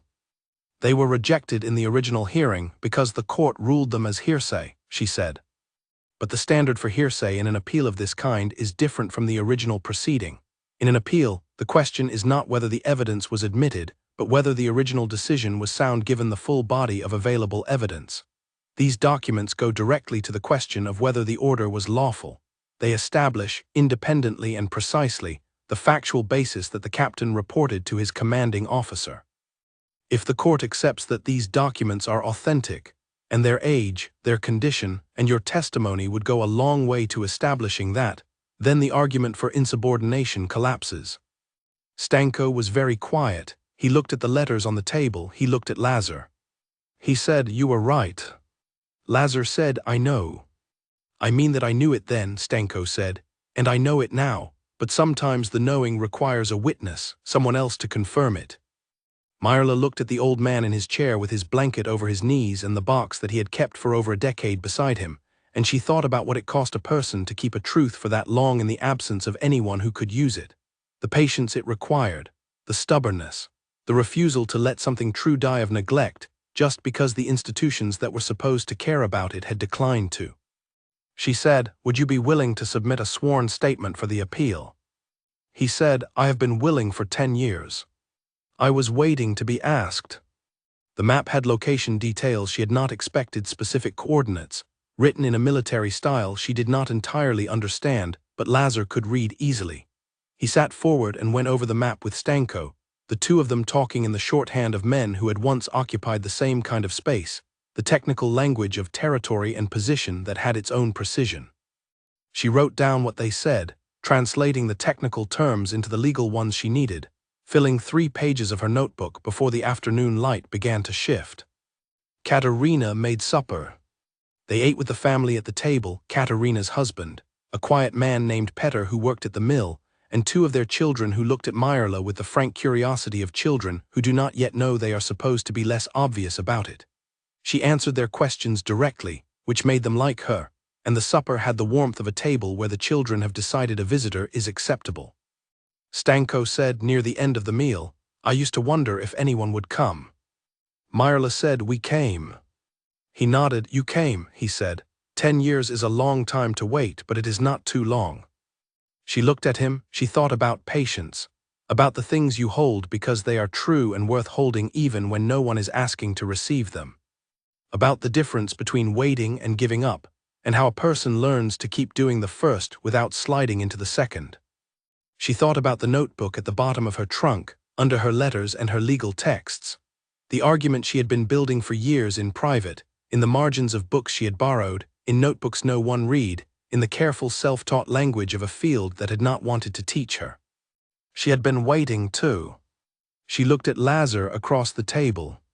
He was talking to Petter about the mill and the season's grain, and she watched his face do the thing it occasionally did, the quality of genuine attention in it, the way he listened when he listened, which was fully without the partial presence of a person who is already formulating their response. She had noticed this about him early. The quality of his attention was unusual. Most people attended to others with half their mind and spent the other half elsewhere. He attended completely. It was a quality she recognized because she tried to practice it herself and found it difficult. It required a certain discipline, a certain willingness to be present in the moment you were actually in rather than the one you were anticipating. He caught her looking. He did not change his expression. He simply looked back briefly and then returned to his conversation with Petter. She looked at her plate. She thought, "We are going back to Belgrade tomorrow, and then we are going to write this appeal, and it is going to be the most careful piece of legal work I have ever done." She thought, "And I am going to enjoy every hour of it." That night they stayed in separate rooms in Katerina's house. She lay in the narrow guest bed in the dark and listened to the sounds of the house settling and the wind outside, and somewhere far off the low sound of the mill going, its water wheel turning in the night as it turned in the day, unconcerned with the hour. She thought about the box of letters. The box had been in that cabinet for over a decade, and the man who had written them had sat in his chair by his window and waited for someone to come looking, and he had not let the letters go, had not burned them or lost them, or allowed himself to believe that the waiting was for nothing. She found this remarkable, not heroic, that was too large a word, remarkable in the specific and quiet way of a thing that is simply true about a person. He had believed the truth was worth keeping. She did not sleep for a while. She lay there and looked at the dark ceiling and thought about the argument she was going to write. She thought about the shape of it, the beginning that would set out the facts plainly, the middle that would build the case step by step, the conclusion that would arrive not breathlessly but with the full weight of everything that had preceded it. She thought about Stanko's words, "Truth does not expire." She thought, "No, it does not." She closed her eyes and listened to the mill wheel turning in the dark, and eventually she slept. And in the morning she was up before the light, at the small desk in the corner of the room, writing. She wrote for 2 hours before Katerina came to tell her breakfast was ready. She wrote without stopping, the pen moving with a certainty she did not always have in the first hours of the morning, the words coming in the ordered and precise way they came when she was very sure about something. When she came down to breakfast, Lazar was already at the table. He looked at her and at the notebook she carried with her and said, "You were writing." "Since 5, she said. "What came to you?" She sat down. "The structure of the whole middle section," she said. "I've been uncertain about the order of the arguments, which ones to put first and which to lead up to. It came to me this morning in the right sequence. The letters have to come before the map testimony. If you lead with the territory evidence, the reader builds their frame around the military question. But if you lead with the letters, with the account of people in a village going about their lives, the reader understands the human fact first, and the military question becomes a clarification of that fact rather than the other way around." He looked at her. "You put the person before the principle." "Yes," she said, "because a court can dismiss a principle as an abstract disagreement. It is much harder to dismiss a person who has written down what they observed." He was quiet for a moment. "I had it the other way around in my draft." "I know," she said. "Your draft is logically correct but emotionally back to front." He almost laughed. She could hear it in the sound he made, not quite a laugh, the sound just before a laugh that a person makes when they have surprised themselves with the desire to do it. "Aight," he said. She ate. Stanko came down slowly, assisted by Katerina, and he sat with them and drank his tea and said very little but looked at both of them with the expression of a man who has been carrying a burden for a long time and can feel it beginning to lift. Not gone yet, but beginning to move. Before they left, he pressed the box of letters into Lazar's hands. Lazar looked at him. "Take them," Stanko said. "They belong to the argument now. They have waited long enough in a cabinet." Lazar held the box for a moment, then he said, "I will bring them back when this is done." Stanko shook his head. "Keep them, I do not need the paper anymore. I know what is in them." They said goodbye to the family and got into the coach, and the village fell away behind them as the city had fallen away on the morning of her arrival at the house, becoming memory, becoming something already stored. She held the notebook on her lap. She thought, the argument has a shape now. She thought, we are going to build it. The journey home was quieter than the journey out had been. Both of them were inward, working things through, and the silence between them was the silence of two people thinking in parallel, aware of each other, undemanding of each other. She wrote occasionally. He read. The winter fields passed by the window, flat and bare and patient with their own waiting, and the light was thin and clear. They arrived at the house in the late afternoon. Marta opened the door and looked at both of them and at the wooden box under Lazar's arm and said nothing except that there was soup on the stove. This was sufficient and true, and they went inside. She stood in the hallway and looked at it, the portraits on the walls, the stone floor, the staircase, with the eyes of someone returning rather than arriving. It was a different quality of looking. An arriving person assesses, a returning person recognizes. She recognized it. She took off her coat and hung it on the hook that had become hers over the weeks, and she went to the kitchen, and the soup was good, and the house was warm, and outside the last light of the day lay over the garden in long horizontal lines that caught the top of the rose canes and held there for a moment before the dark came. She sat at the kitchen table and opened her notebook to where she had stopped that morning, and she began the middle section of the argument. She was still writing when Marta left, and the kitchen grew dark except for the lamp, and still writing when Lazar came in from his study and stood for a moment in the doorway looking at her with the expression she had come to think of as his private one.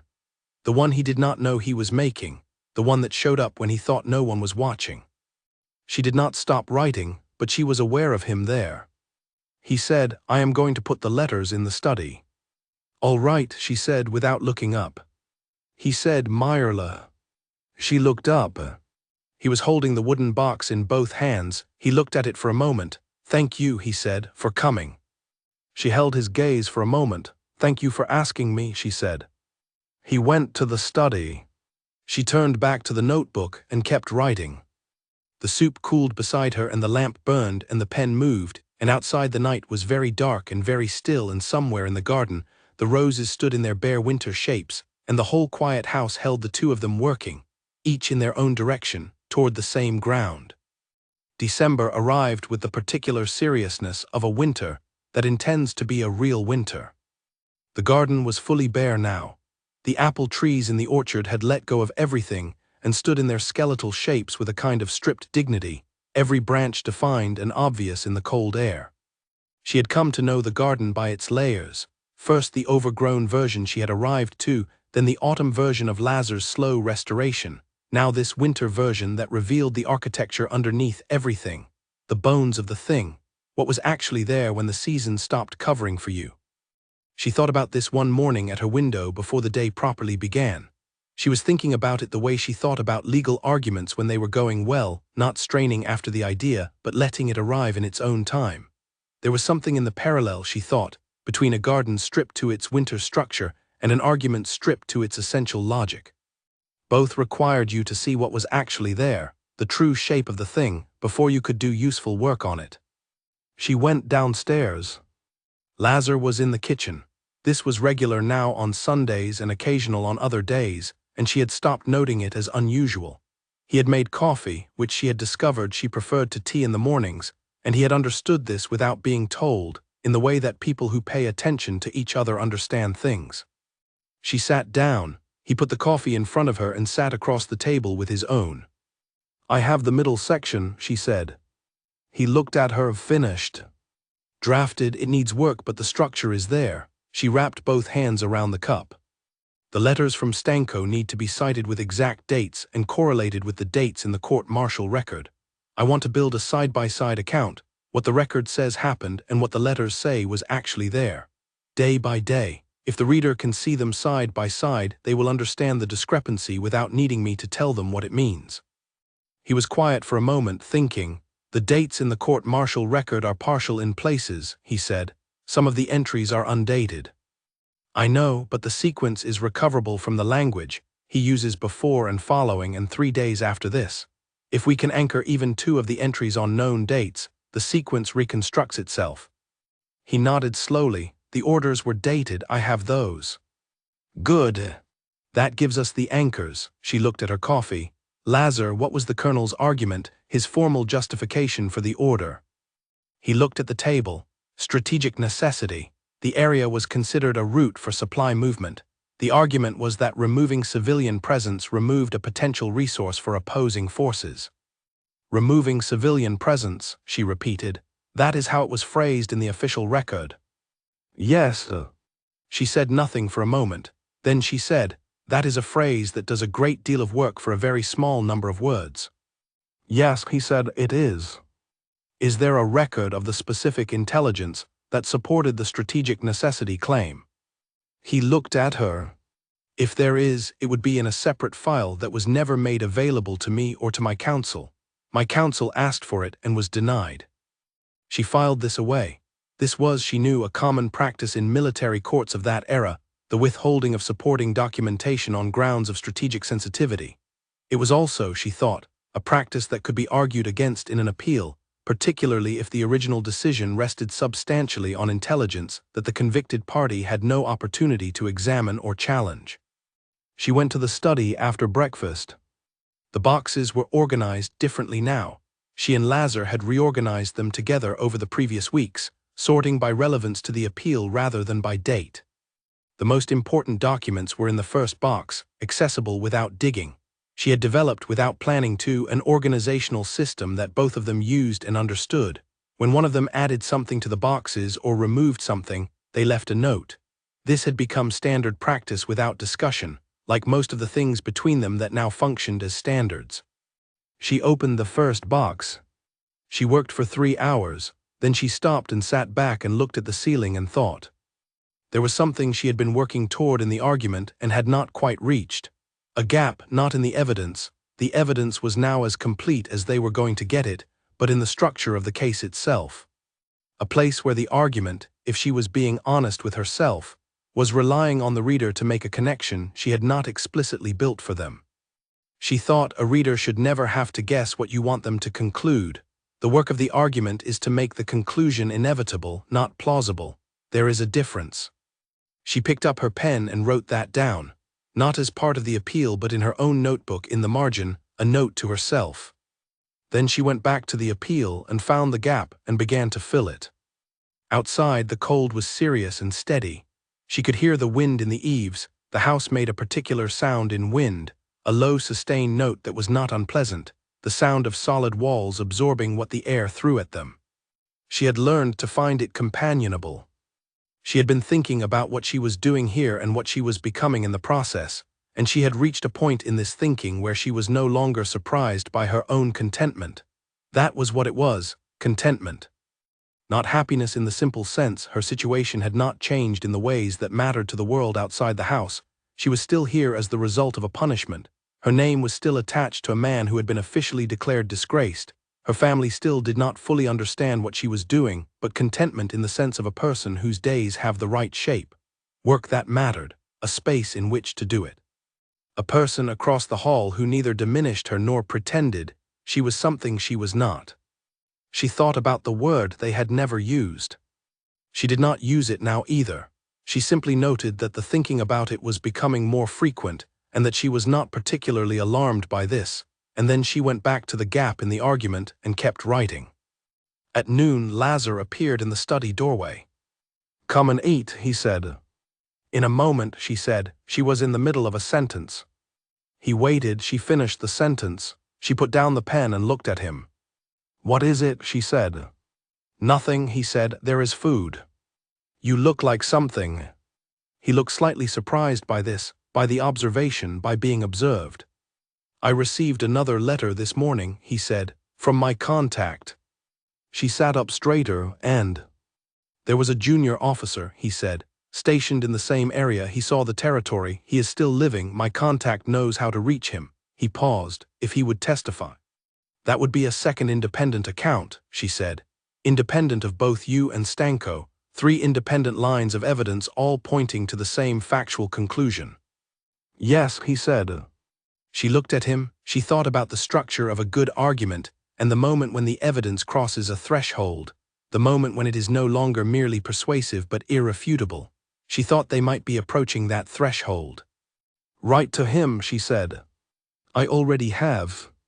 She looked at him for a moment. He had already written.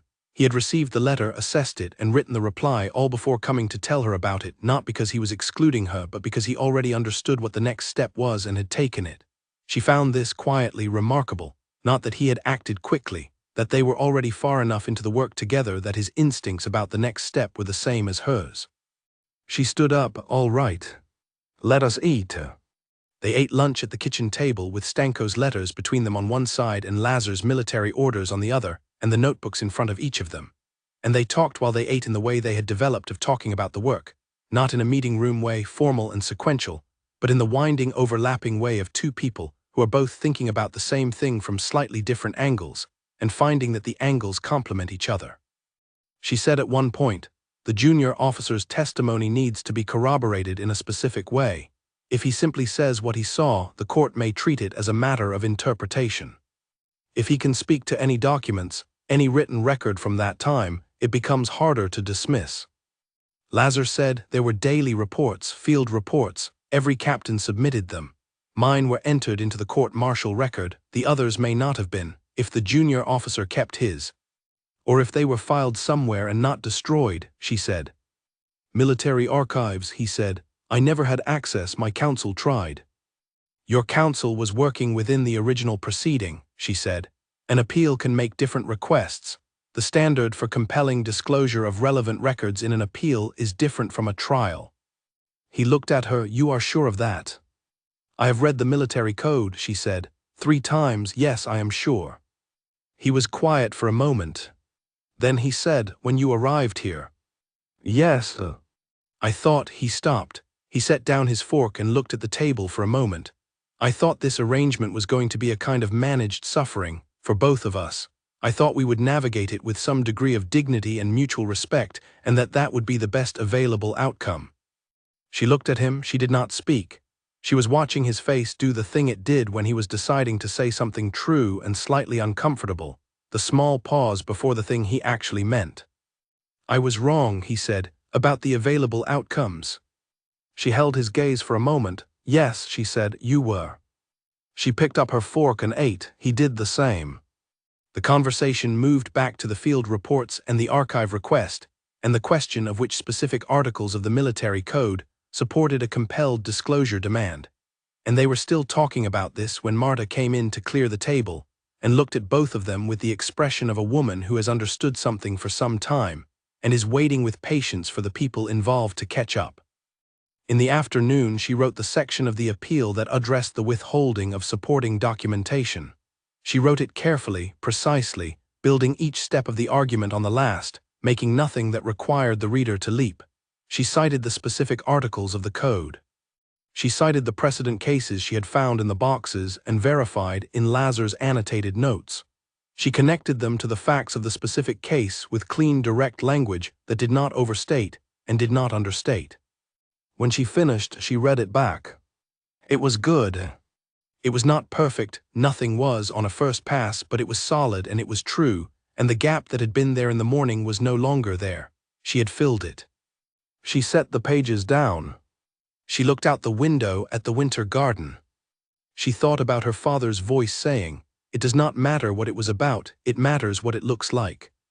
She thought, it matters enormously what it is about, what it looks like is secondary, what it is the thing. She picked up the pages and went to the study to find Lazar.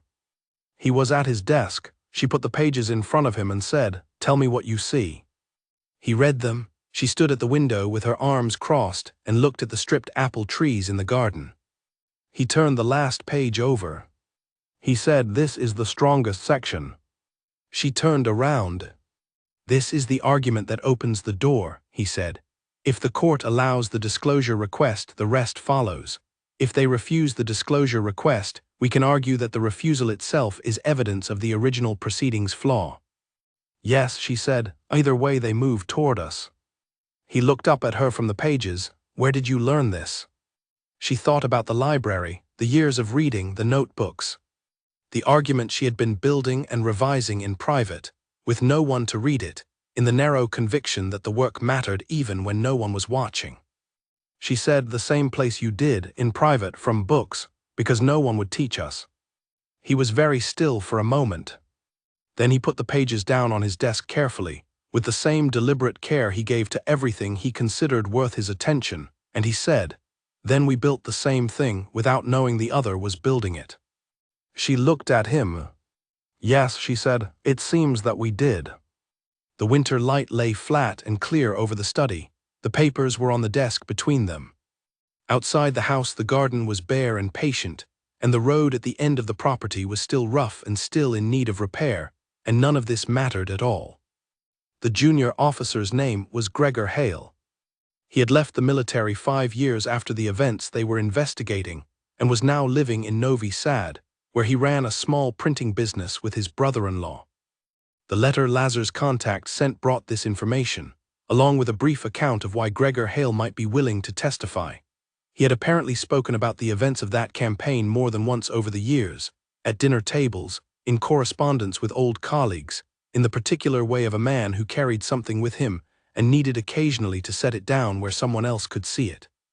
He had not been able to set it down in any form that mattered. Until now, potentially. Lazar wrote to him directly. He wrote the letter in the evening while Myrla worked at her desk in the adjacent room, and the wind came in from the north, and the house made its low sound in the eaves. He wrote carefully.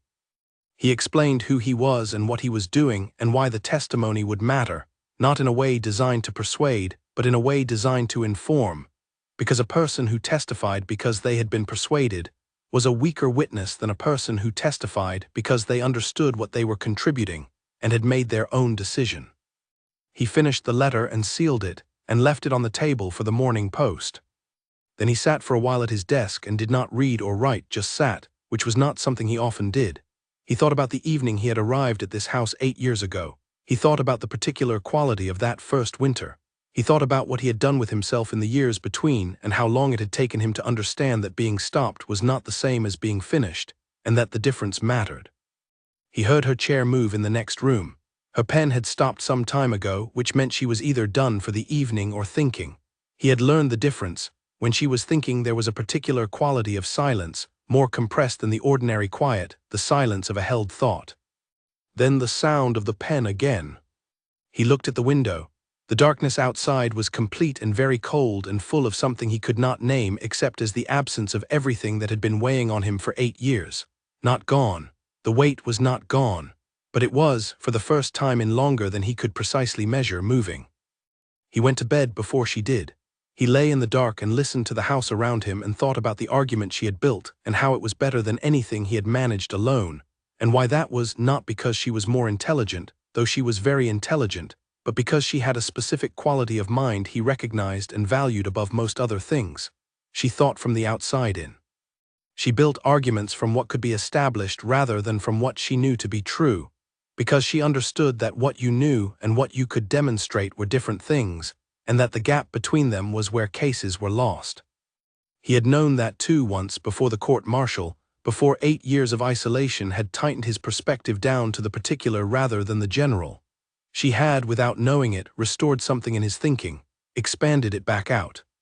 He owed her that. He was aware of owing her that. He was also aware that she would find the framing of it as a debt uncomfortable, because she did not think about things that way. She thought about them the way she thought about the garden, not as a ledger of investment and return, but as a living thing that required attention, and that gave back something different from what you put in. He fell asleep to the sound of her pen moving 2 rooms away, still working. The letter came back from Gregor Hale 10 days later. He would testify.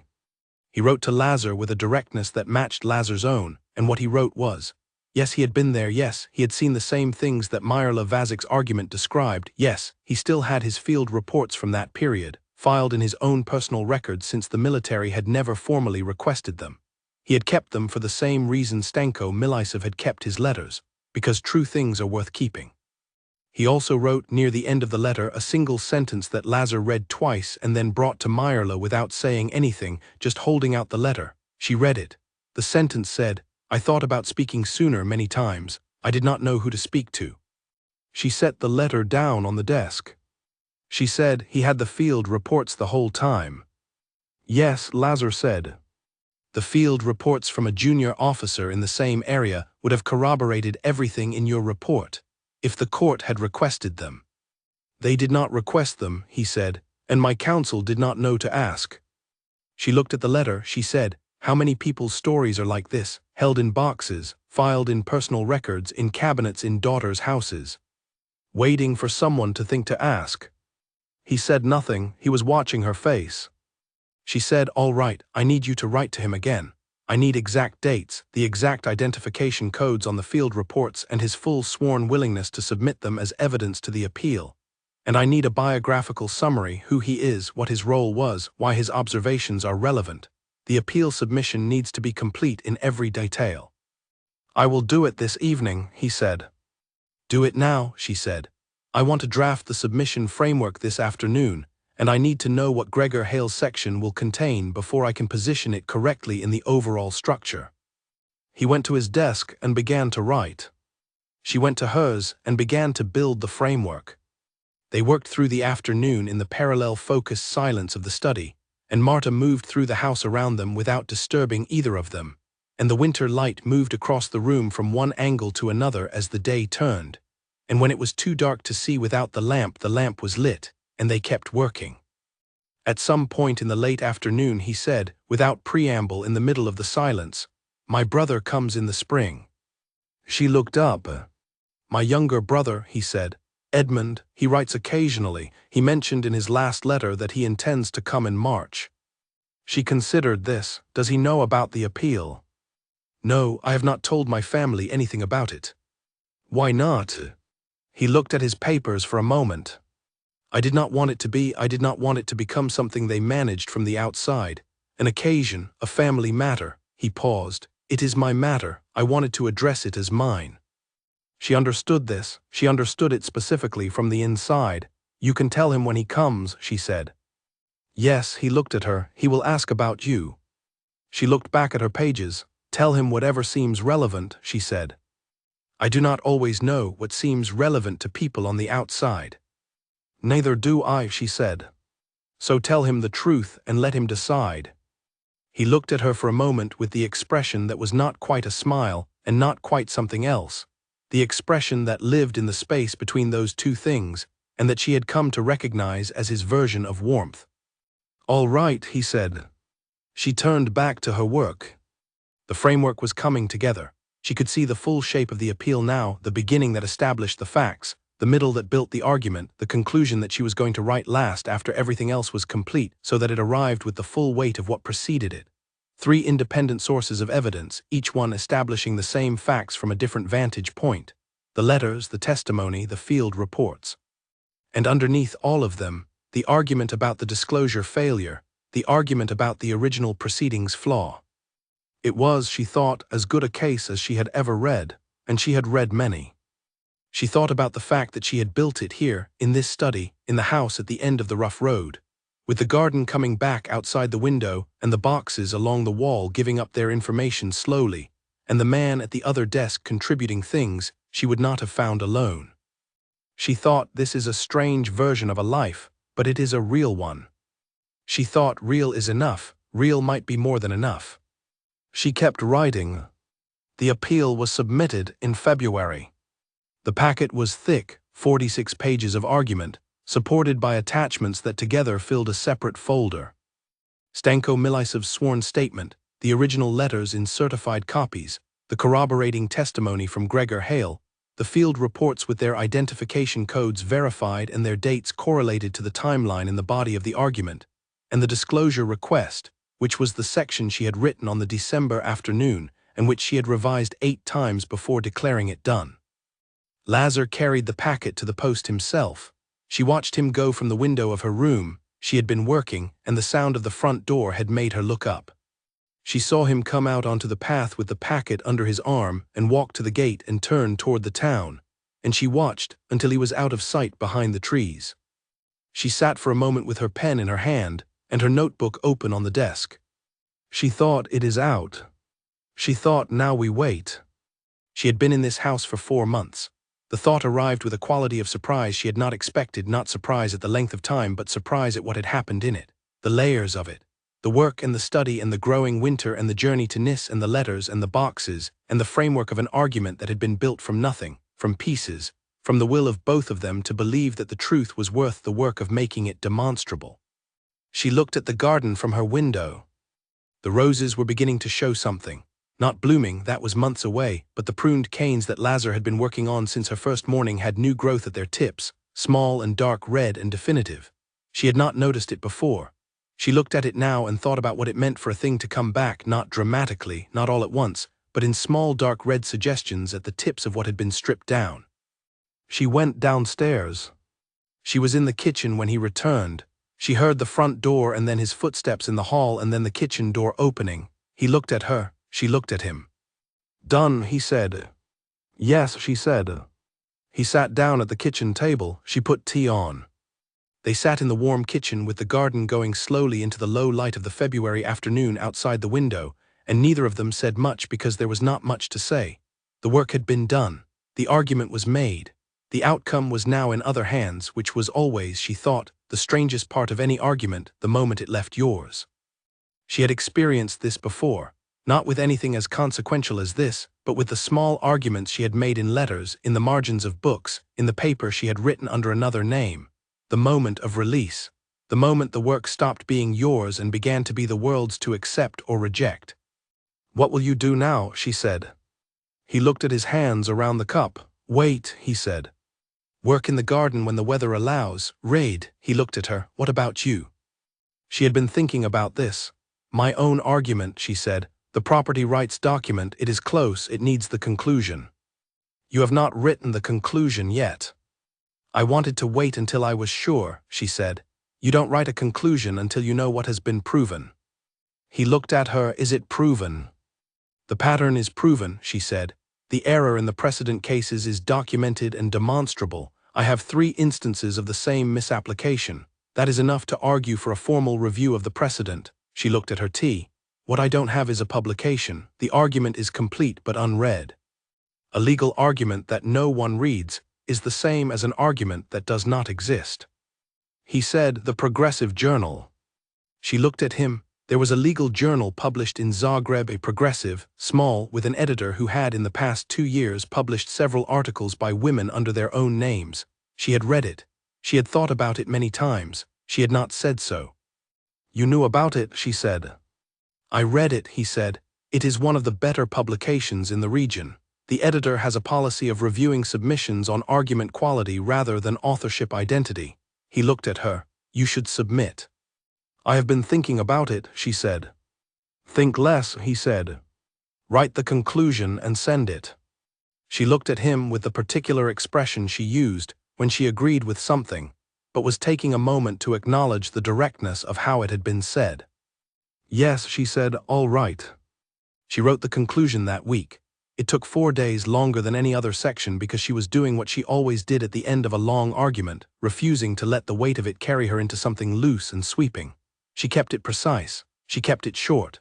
She built the last paragraph with the same care she brought to the first, and on the 4th day she read it back and thought, that is what I meant to say.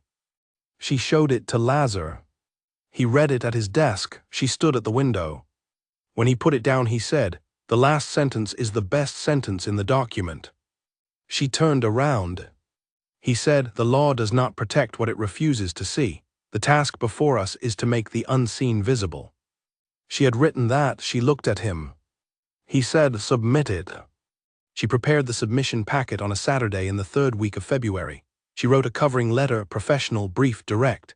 She described the argument in 2 sentences and said the full document was attached. She did not apologize for submitting. She did not qualify her expertise. She did not explain that she was self-taught or that she had no formal credentials. She simply submitted the work as work on the strength of what it was. She addressed it to the editor of the Progressive Journal in Zagreb. She sealed it. She thought about the letter she had written to the newspaper, the one that had started all of this. That letter she had written under another name because she did not believe her own name would carry enough weight. This letter she sent under her own. Meyer Levazik. She held the packet for a moment. Then she put it with the post. Spring came slowly. March was still cold, but the cold had changed its quality, less settled, more restless, the kind of cold that is already thinking about ending. She noticed the garden changing day by day from her window and from the walks she had begun to take in the late afternoon, through the orchard and along the back wall. She had started doing this some weeks ago, the evening walk, and she could not entirely say when it had become something she did daily rather than occasionally. Lazar sometimes came with her. This was also something that had developed gradually, without declaration. One afternoon she had come downstairs and he had been putting on his coat, and she had put on hers, and they had walked out together and walked the length of the garden in the low winter light and not talked very much but been in the same place at the same time in a way that felt natural. After that it became a variable option. Some evenings she walked alone, some evenings he came. Neither arrangement required explanation. On a Tuesday in early March, walking through the orchard, she said, "My sister wrote to me." He said, "The married one." "Yes, Ivana." She looked at the apple trees. "She says my mother has been asking about me more frequently, whether I am well, whether I need anything." He said she could visit. "My mother, if you wanted her to." She thought about this. She thought about her mother's hands pressing hers on the step the morning she left, and the practical, careful things her mother had said about writing letters and taking care. She thought about the fact that her mother had sent her here, and also the fact that she was beginning to understand that her mother had not had more choices than she did, and that understanding this did not require forgiving it, but also did not require permanent anger at it. "Perhaps in the summer," she said. He nodded. He did not press the subject. The trees were beginning to bud, small and pale and new, each bud a hypothesis about warmth, about what was possible once the cold stopped being in charge. She looked at them. "When the appeal comes back," she said, "what will you do if it is favorable?" He was quiet for a moment. "I have thought about this. And..." He looked at the orchard. "There are things I want to do that require a certain standing. Not the title, I have no interest in reinstating the title, but the formal record, the correction of the official account." He looked at her. "There are other men whose cases were like mine, who did the right thing and were punished for it by the same mechanism. If my appeal succeeds and establishes a precedent, their cases become arguable." She looked at him. She had not known this. "That is why you have been building the argument for 8 years, she said. "Not just for myself," he said, "for the argument, for what it might open if it works." She thought about the phrase, what it might open. She thought about arguments as doors rather than destinations. The property rights argument she had submitted was the same kind of thing, not just the correction of a specific error in specific cases, but the establishment of a frame, a set of terms, a way of seeing the problem that would make subsequent arguments possible. She had not articulated it this way, but she had felt it. The feeling that what you build has to be large enough to let others through after you. "I did not know that," she said. "No," he said, "I did not tell you." "Why not?" He looked at her. "Because at the beginning I was not certain you would stay," he said. "And later because it did not seem like something that needed to be said. You understood it." She thought about that. "Did I?" she said. "Your property rights document," he said. "It is not only about the 3 cases you documented. It is about what the 3 cases reveal about the rule. You are not trying to win 3 cases. You are trying to change the terms under which all future cases are considered." She was quiet. He said, "We have been building the same thing." She looked at the budding trees. 2 people building the same thing in the same house," she said, "without planning to." "Yes," he said. She looked at him. The afternoon light was the first genuinely warm light since autumn, the particular light of a winter that has almost ended. when the sun comes in at an angle that is new for the season and everything it touches looks like itself, but also like a promise of itself. She said, "Tell me about the other men. The ones whose cases are like yours." He told her. They walked through the orchard and he talked and she listened in the way she listened, which was fully, and the apple trees budded around them, each one doing the small deliberate work of beginning, and the garden opened ahead of them into the afternoon. She took notes that evening. She sat at her desk and wrote down what he had told her, the names, the cases, the pattern, with the same organized precision she brought to everything. And she thought about the fact that he had been carrying all of this for years in the house on the rough road, and had not told her because he had not been certain she would stay. She had stayed. She had not decided to stay exactly, she had simply not left. She had done the work she needed to do and kept doing it, and the days had accumulated into something she had not anticipated when she arrived with 2 trunks, and a flat, clear determination to manage the situation with whatever grace was available. She had managed it. And then something different had happened, which was not management at all. She looked at the desk, the lamp, the pen, the window with the garden darkening beyond it. She picked up the pen and wrote the next name on the list and kept going. Edmund arrived on a Saturday in mid-March. She heard the coach from her room before it stopped, and she heard the front door, and then the particular sound of a reunion, voices with the different registers of people who share history and have been apart for a while. She stayed in her room for a few minutes, not because she was avoiding it but because she wanted to give them that space. The first minutes belonged to them. When she came downstairs, Edmund was in the sitting room with Lazar, standing in front of the fire, and he turned when she came in with the kind of openness in his face that tells you immediately what kind of person you are dealing with. Edmund Petrovic was younger than Lazar by perhaps 10 years, with a broader face and a warmer manner, not warmer than Lazar's in a way that implied Lazar's was cold, but warmer in the way of a different instrument playing the same music. He was a civil engineer, she knew from what Lazar had mentioned. He built bridges. He had the look of someone who spends time outdoors and thinks practically, and has not yet been worn by the particular kind of disappointment that marks longer lives. He shook her hand and said, "Myrla, I have wanted to meet you." "And I you," she said. Lazar stood to the side, watching both of them with the expression of a person who has a stake in something and is trying not to show it.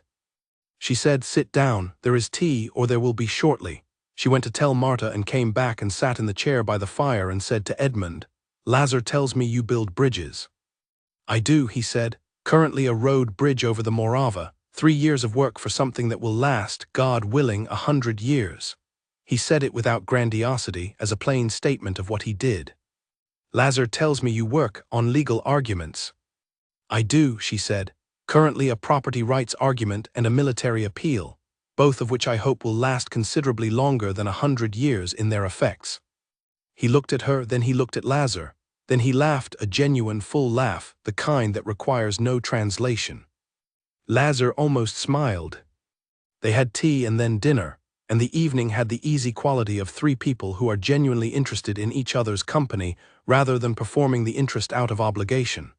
Edmund was curious about the legal work without being condescending about it.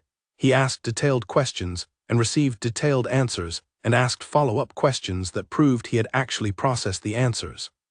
He was the kind of person who was good at letting people be what they were.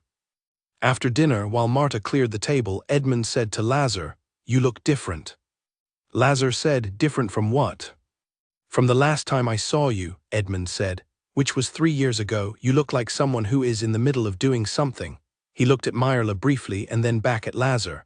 "For a long time you looked like someone who had stopped." Lazar said nothing, but he did not deny it. Edmund stayed for 4 days. He walked the garden with Lazar in the mornings and talked to Myrla in the evenings and read by the fire in between, and the house settled around all 3 of them with the accommodation of a place that is not unused to people, but has simply been managing fewer of them than it was designed for. On his last evening, he and Myrla sat together in the sitting room while Lazar was in the study. He had asked to look at her property rights document, and she had given it to him, and now he set it down on his knee and said, "This is very good." "Thank you," she said. "I mean it without qualification," he said. I have read legal documents in my work, contracts, property surveys, easement agreements. I know what a well-made argument looks like. This is one. The journal in Zagreb has it, she said. I submitted it last month. He looked at her. They will take it, he said. You cannot know that.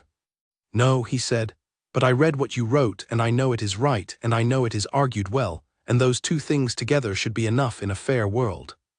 She looked at the fire. We do not always live in a fair world, she said. No, he said, my brother is evidence of that. He was quiet for a moment, but sometimes fairness arrives late rather than not at all. I have been hoping that for 8 years. Lately I think I might be right. She looked at him. He is a different man than he was 3 years ago, Edmund said. Not dramatically different. But the direction has changed. He looked at her directly with the openness she had noticed on the first day. You did that. She shook her head. He did it himself, she said. He had already started. The garden, the boxes, the years of working on the appeal alone. He had started, Edmund said, but he had been starting for a long time without getting anywhere. Sometimes a person needs another person working in the same direction, not to do it for them, just to be there working. She thought about this. She thought about what she had needed not so long ago, the space to work, the tools, the boxes of court records, the access to someone who had read the cases she could not access. She had needed those things and the house had contained them. She had given something. She had also received something. She said, tell me about your bridges. He told her. He talked about the Morava Bridge for a long time, with the specificity and love of someone describing something they have given years of their life to. She listened well, asking the questions that the answers generated, and Edmund talked until it was late and the fire was low, and Lazar came to the door of the sitting room and looked at both of them with an expression that had in it the quality of a man who sees something he had hoped for without fully believing it would be there. Edmund left in the morning. She stood at the gate and watched the coach go and felt the house behind her settling back into its usual quiet. Not an empty quiet, a filled one. She turned back to the garden. The roses were further along. In the 2 weeks since she had first noticed the small dark red growth at the tips, they had extended themselves into something unmistakable. Leaves now, pale and new, and rolled in on themselves the way new leaves are before they unfurl. She walked to the nearest rose and looked at it closely. It was going to bloom, not yet, not for months, but the evidence of it was there in every new leaf, in the direction of all that new reaching, the intention of it. She heard the study door open, she heard his footsteps on the gravel. He came to stand beside her. They looked at the rose together. Your brother is a good man, she said. Yes, he said, he is. She looked at the pale new leaf. He thinks the appeal will succeed. Edmund is an optimist, he said. That is not a reason to discount his opinion, she said. He was quiet. She could feel him beside her in the way you feel a person who has become familiar, not as a physical presence exactly, but as a known quantity of warmth and attention in the air adjacent to you. He said, whatever happens with the appeal. She waited. He said, I want you to know that the months since you arrived have been that this has been. He stopped.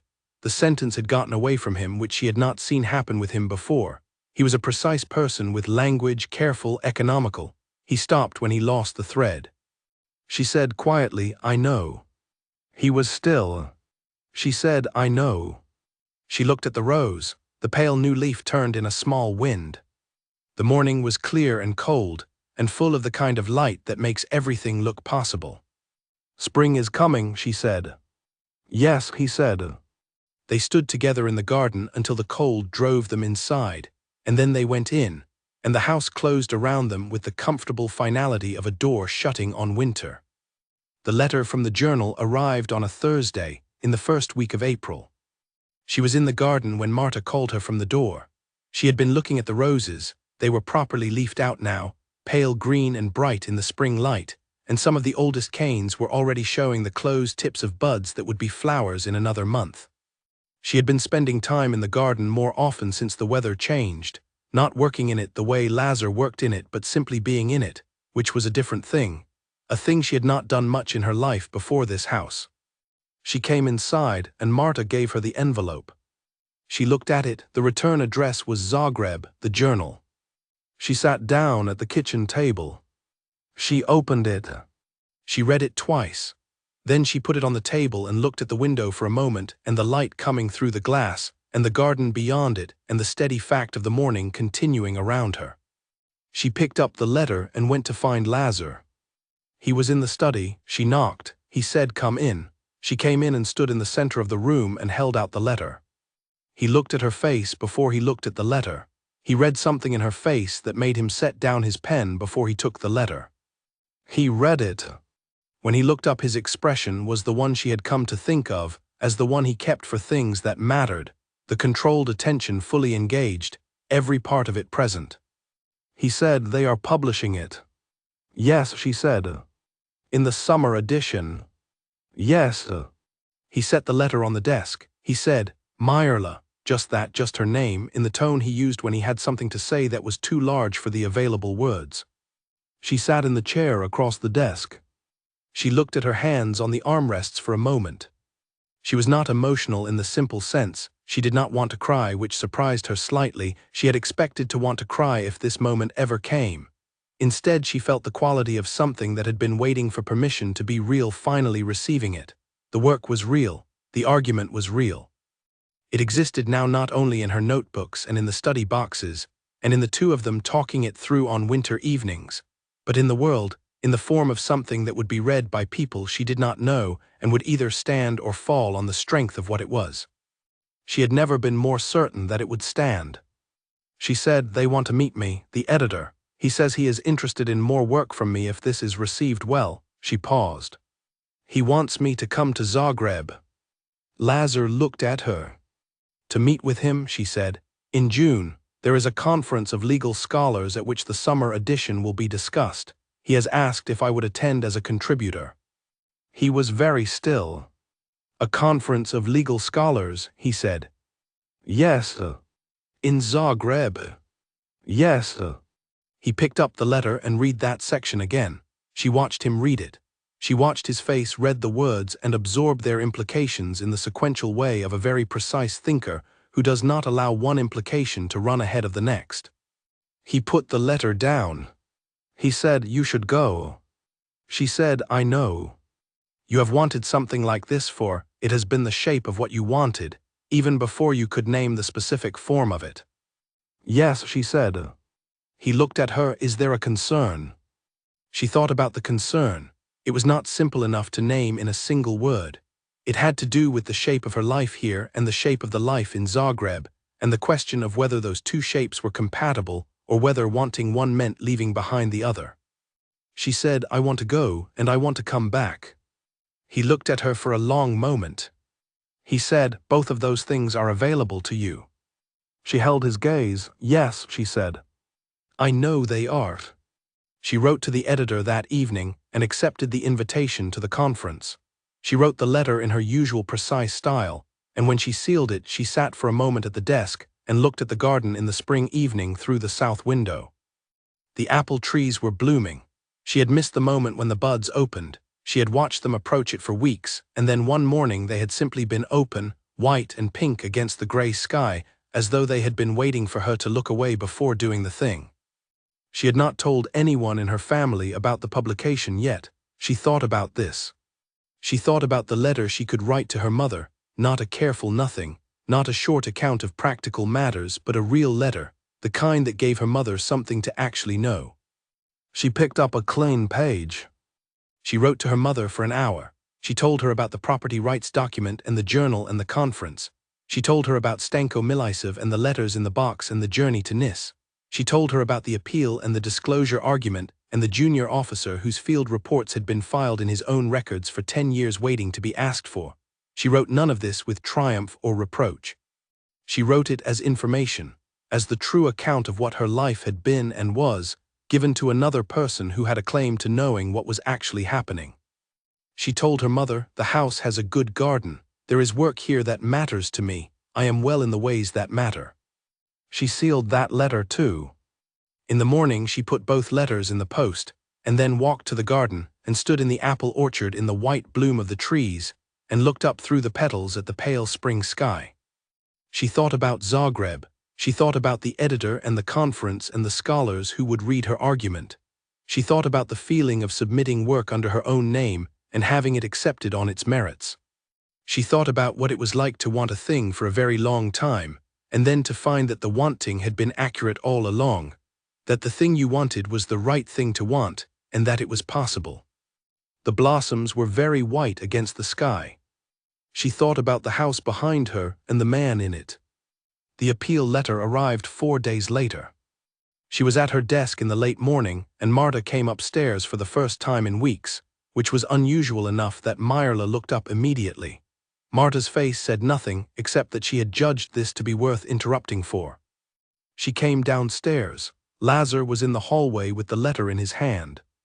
She could tell from his face, not the expression but the quality of his stillness, the way a person is still when something has landed that is too large to respond to immediately, that the news was not what they had feared. He held the letter out. She read it. The military court had reviewed the appeal.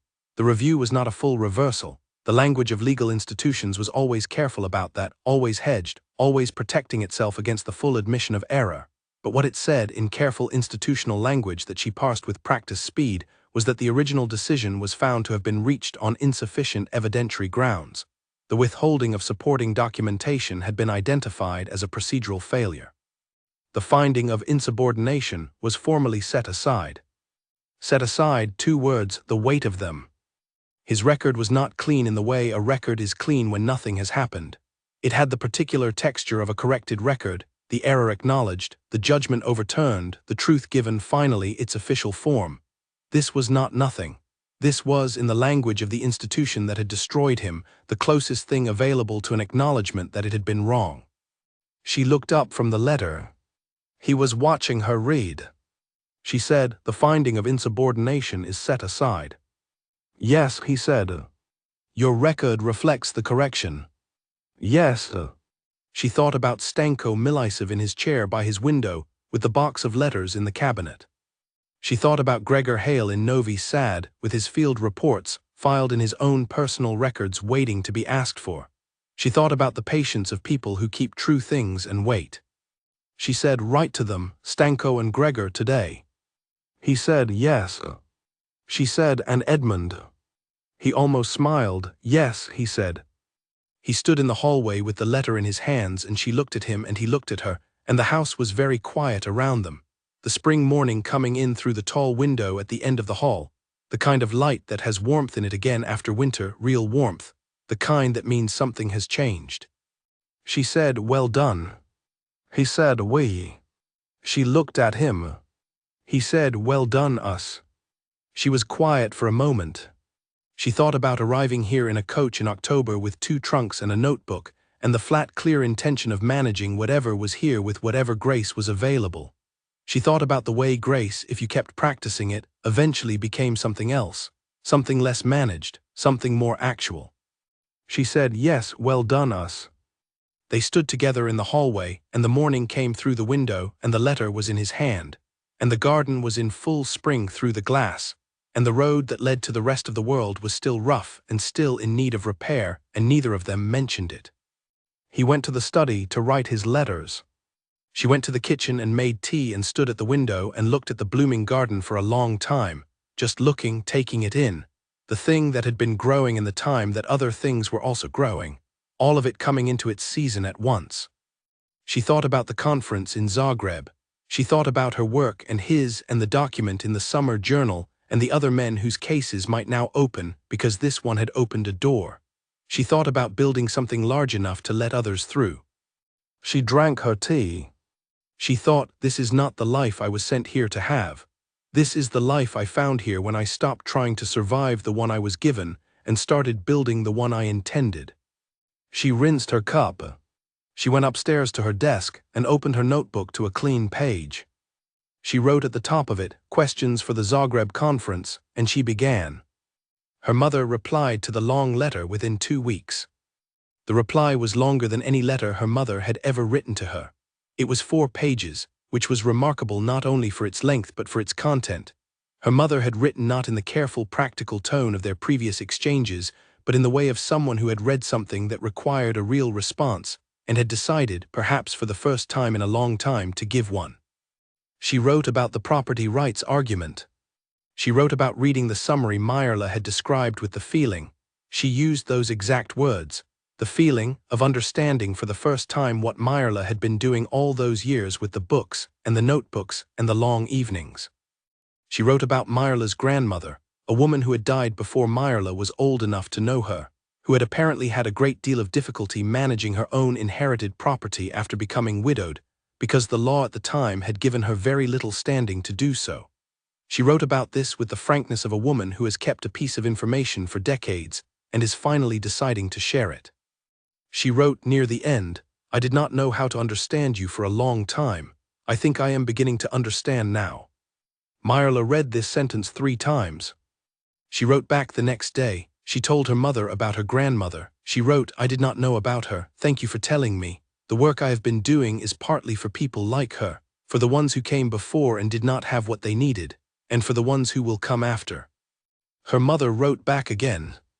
The correspondence quickened. Something had unlocked between them, not the rewriting of years, not the resolution of old difficulties. Those were things that could not happen in letters no matter how good the letters were, but a new current running alongside the old one, a willingness in both of them to reach toward the actual. She had not expected this. She had expected, when she thought about her family at all, to manage the distance between them with the same discipline she brought to everything.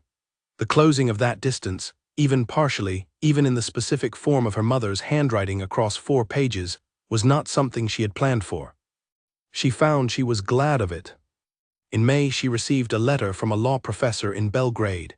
He had seen the announcement in the journal's summer preview and had written to the editor who had forwarded his note to her. He wanted to discuss her argument. He had read the preview summary and had several technical questions about the precedent analysis. He also mentioned at the end of the letter that he was aware of 2 pending cases in the Belgrade courts that bore directly on the question she had addressed, and that her argument, if received well at the conference, might be relevant to those cases in ways that could produce practical outcomes rather than simply theoretical ones. She read that letter standing in the hallway with her coat still on from her walk, and when she finished reading it, she stood there for another full minute just thinking. Practical outcomes, not just the argument, not just the document in the journal, not just the conference in Zagreb, actual cases, actual women in actual courtrooms with actual property at stake. She went to the study. Lazar looked up from his desk. She handed him the letter. He read it. He set it down. He said, "When does the conference begin?" "June 14th, she said. "Then you have 6 weeks, he said. "Write to him. Ask for the case details. If the precedent you have documented is applicable, you can prepare supplementary material for the conference that speaks directly to those cases. The argument goes from theoretical to immediately applicable." "Yes," she said, "that is what I was thinking." She sat at the corner of his desk. There was room for her notebook there, and she had begun using this corner when the study floor was not practical, which he had accommodated without comment, and wrote the reply to the professor that afternoon. She asked for the case documents. She explained what she was planning to prepare. She was direct and specific, and did not hedge the question of whether she believed her argument was applicable. She believed it was. She said so. The case documents arrived by the end of the week. She read them in one evening and confirmed what she had suspected. The precedent she had documented was directly relevant. In both cases, women with inherited property had been denied standing in court on the basis of the same misapplied rule she had spent months building the argument against. The same particular instance dressed as a general principle. The same error showing up again, producing real harm to real people. She told Lazar. He said, "So the argument is not abstract." "It was never abstract," she said. "But now it is immediate." She prepared the supplementary material in 3 weeks. The nights were long in May and she used them, working past the hour when the house was dark, the lamp on the desk the only light, the garden outside her window somewhere between spring and summer, warm and fragrant in the darkness, the roses now properly leafed and beginning to show the first color at the tips of their buds. One evening she looked up from the desk and saw in the south window the reflection of the room rather than the garden. The dark outside had become a mirror, showing her the desk and the lamp and herself at work. She looked at this reflection for a moment, a woman at a desk with a pen and a notebook and a lamp working. She thought, this is what it was supposed to look like. All those years of the library and the borrowed books and the arguments she built in private for no one. This is what they were practice for. She turned back to the page and kept writing. Lazar came to the study doorway one night at 10 o'clock and found her still working. He did not tell her to stop. He brought her tea and set it beside the lamp and went back to his room. She drank the tea and worked for another hour and then sat back and looked at what she had. It was good. She had built the supplementary material the same way she had built the main argument, from the outside in, from what could be established rather than from what she knew, each step clean and supportable, and leading to the next without requiring the reader to leap. The specific cases were woven into the framework of the argument, so that the argument was no longer a thing that existed in the abstract and could be applied to cases, but a thing that was visibly, demonstrably, immediately necessary to address a harm that was happening now. She looked at the stack of pages. She thought, this is for Stenko's patients, for Gregor's kept records, for my grandmother's property and the law that could not protect it. She thought, and for everyone who comes after. She set the pages down. She closed the notebook. She looked out the window. The dark had softened slightly toward midnight, and she could see the outline of the garden in the faint ambient light, the shapes of things rather than the things themselves. She thought about Zagreb, about standing in a room full of legal scholars and presenting work that was hers, under her own name, on the strength of what it was. She thought 6 weeks.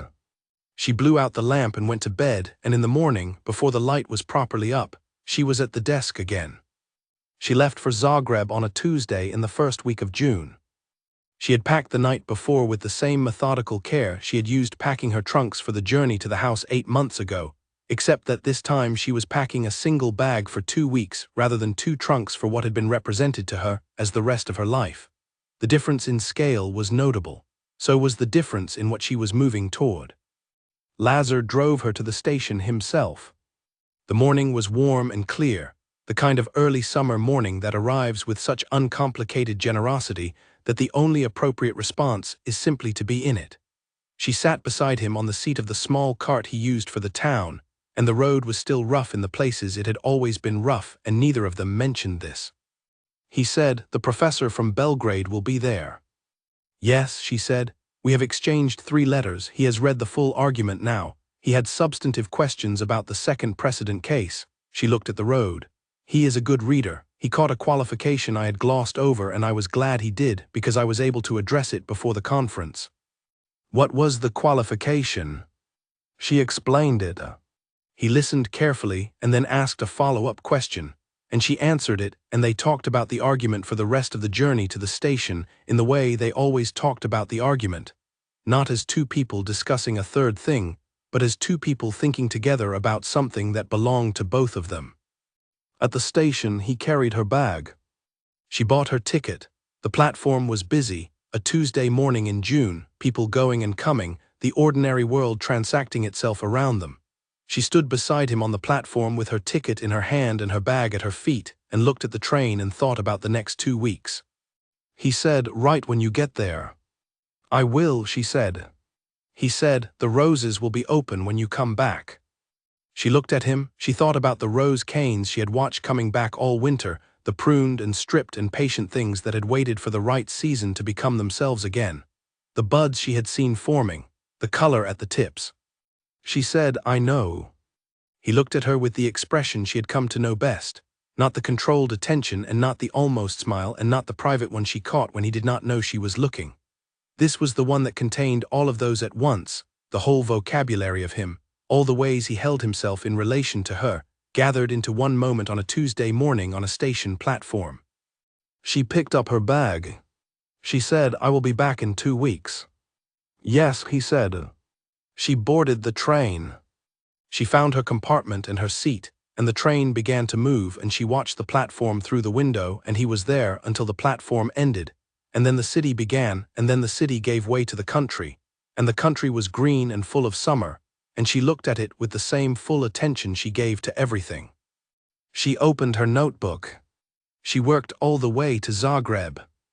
The conference was held at the law faculty, a large stone building in the old part of the city, with high ceilings and rooms that smelled of books and old furniture, and the particular concentration of a place where people had been thinking hard for a long time.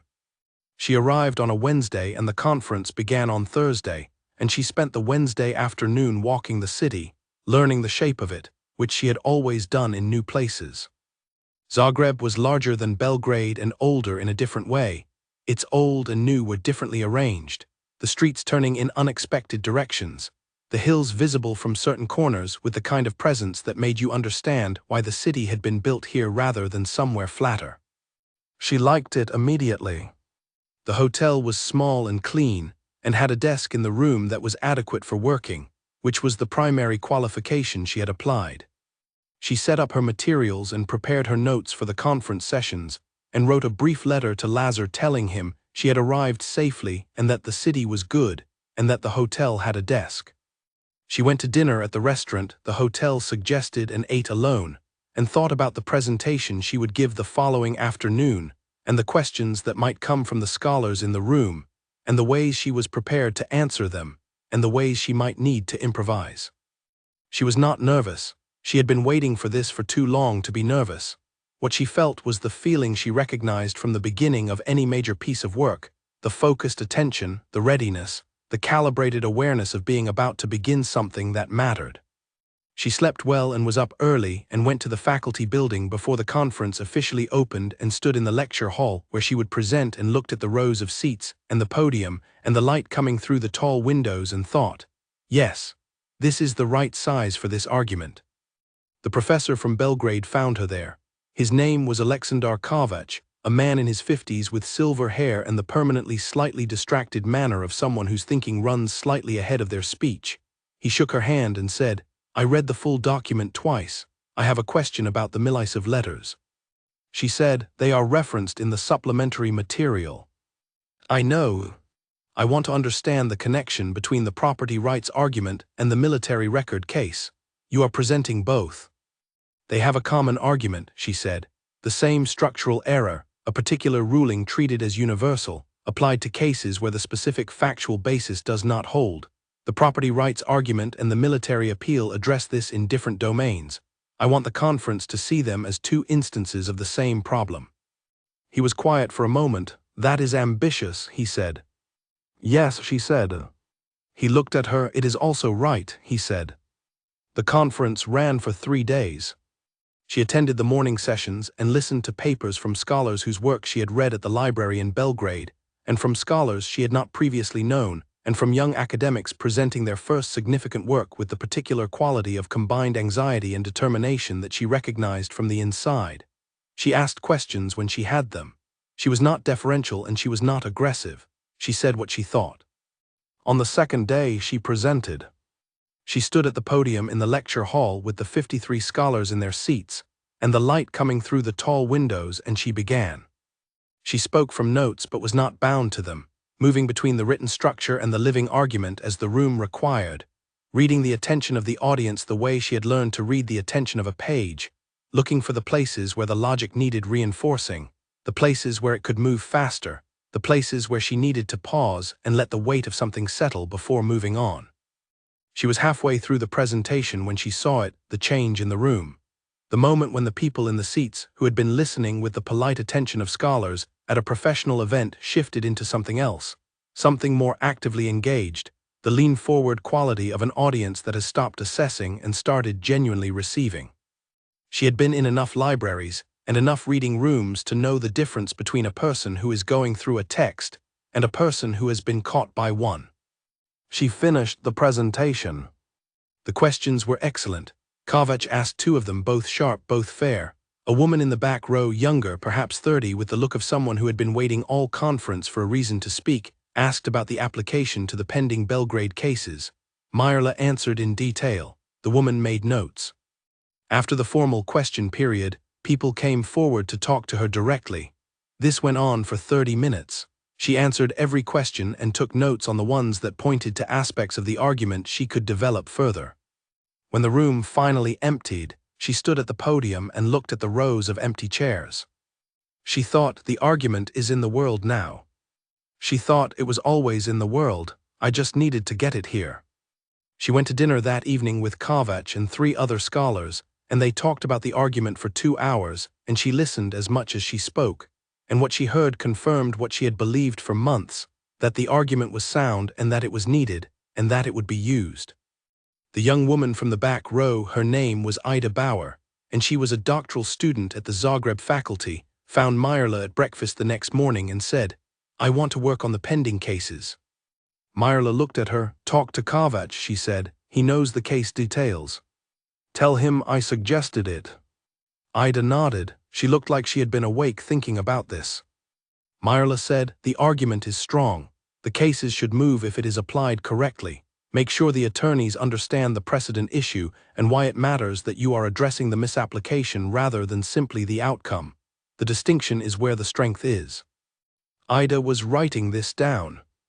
"Also," Myrla said, "if you find other instances of the same error in related cases, and you will because this error has been made consistently, document them. Every additional instance makes the argument more irrefutable. A pattern is not arguable. A pattern is simply what is there." Ida looked up. "How many cases did you find originally?" 3, Myrla said. "Now we have 5.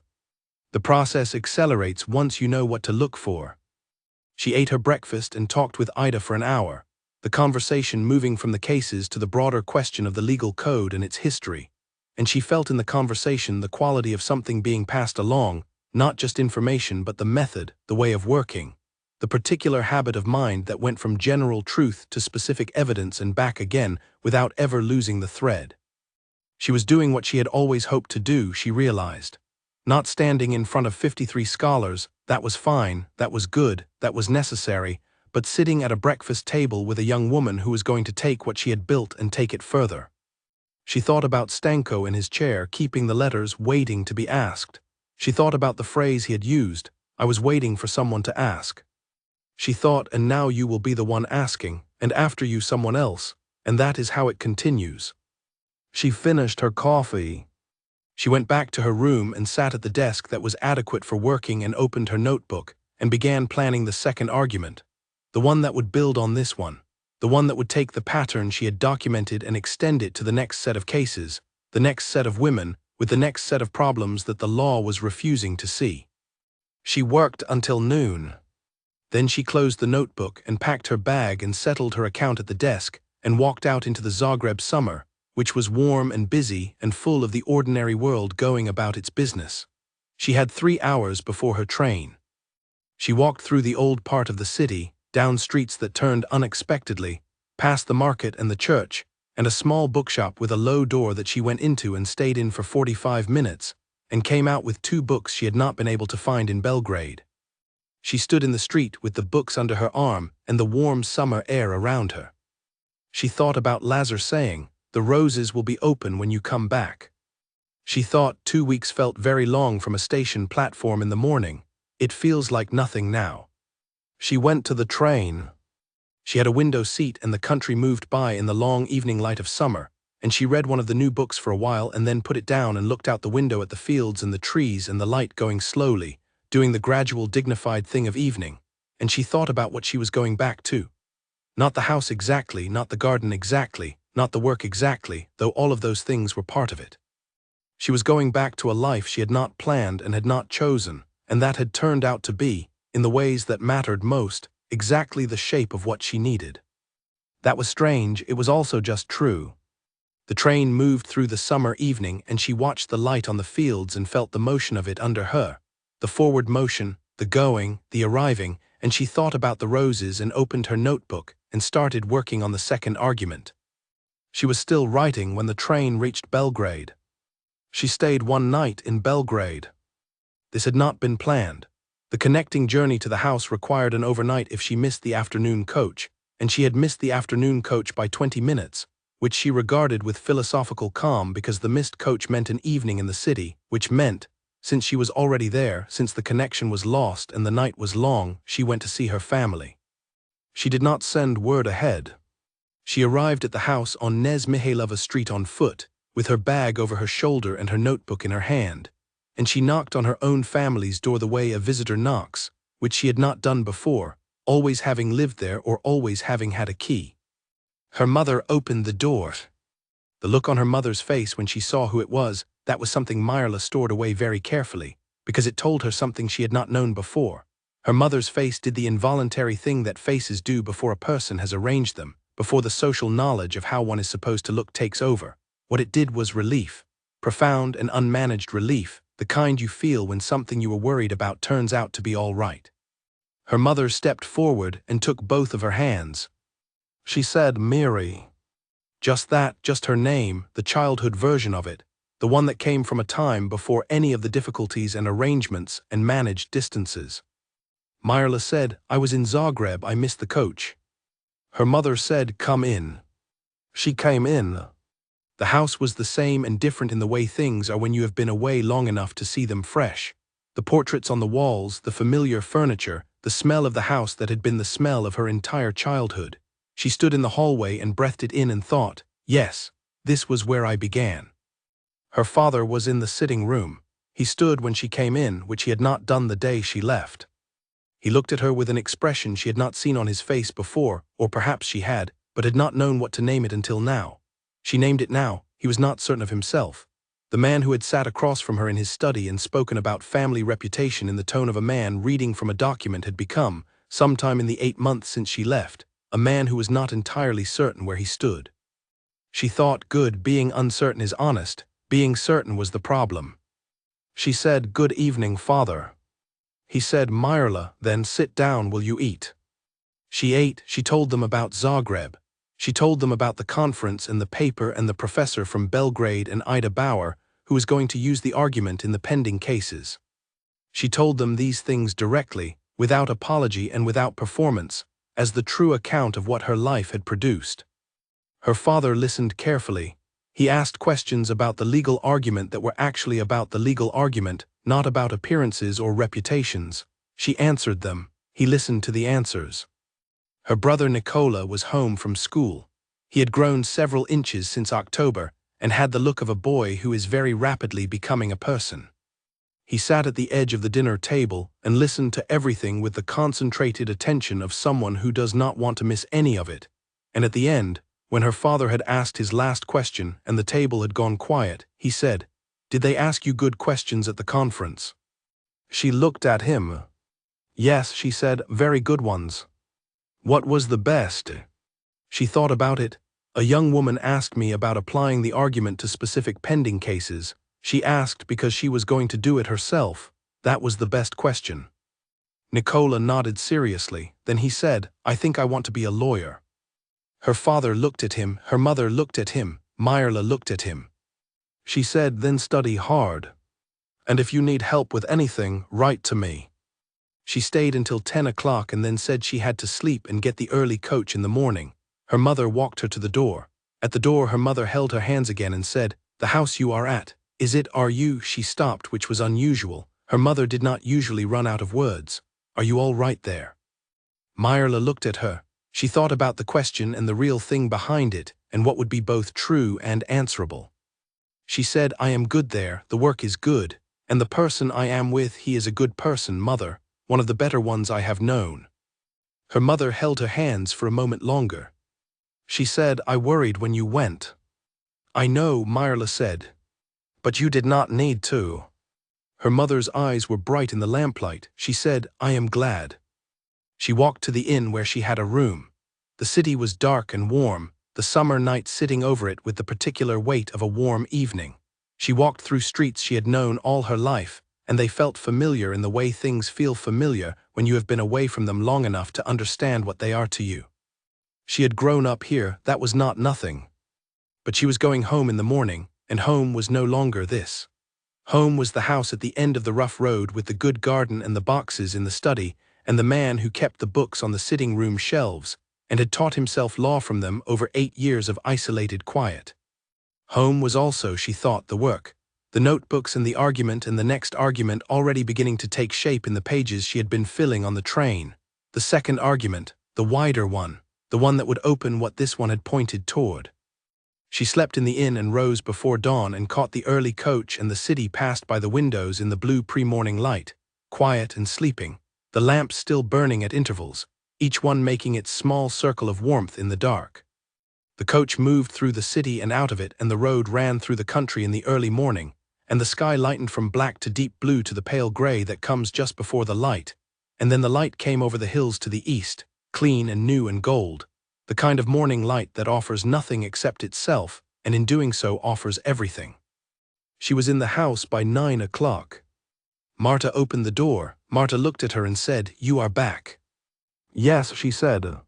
She went inside. The house was as she had left it. The familiar smell of it, the wood and the fire and the faint outdoor smell from the garden, the portraits in the hallway, the staircase, the stone floor. She set her bag down and went through to the garden. The roses were open. She stopped when she saw them. She had been told they would be open. She had understood abstractly what that meant, buds becoming flowers, the garden fulfilling its season. She had not understood what it would look like to actually see them. The full deep color of them, red and deep pink against the green of the summer garden, the individual flowers holding themselves open in the morning air, each one complete, each one the destination of everything the months of bare winter and gradual spring had been building toward. She stood very still in the garden and looked at them. She heard the study door. He came through the back door of the house and stopped when he saw her standing there. He looked at her for a moment, and then at the roses, and then back at her. She said, "You were right." He said, "They opened 2 days ago." She nodded. She looked at the nearest rose and then walked toward it and looked at it closely, the way she looked at things she wanted to actually see and not simply identify. The color of it, the way it was constructed, each petal layered inside the next, the whole thing made of a going outward that had started from a single closed point. She put her hand near it but did not touch it. He came to stand beside her. She said, "The conference was good, the argument is being used. A young woman is taking it into the pending cases. Kovac is supporting her. It is going to produce real outcomes." He said, "Good." She said, "I saw my family one night in Belgrade. My brother says he wants to be a lawyer." He said, "Is he old enough to know what that means?" "No," she said, "but he is smart enough to mean it." He was quiet for a moment, then he said, "I have been working on the next cases, the men I told you about, the ones whose situations are like mine. I have 3 of the records now. I have started mapping the arguments." She turned and looked at him. He said, "I thought you might want to help." She looked at him in the full summer morning with the roses open behind him and the garden going all the way to the back wall, and the apple trees visible past the rose beds, heavy with the beginning of what would be summer fruit.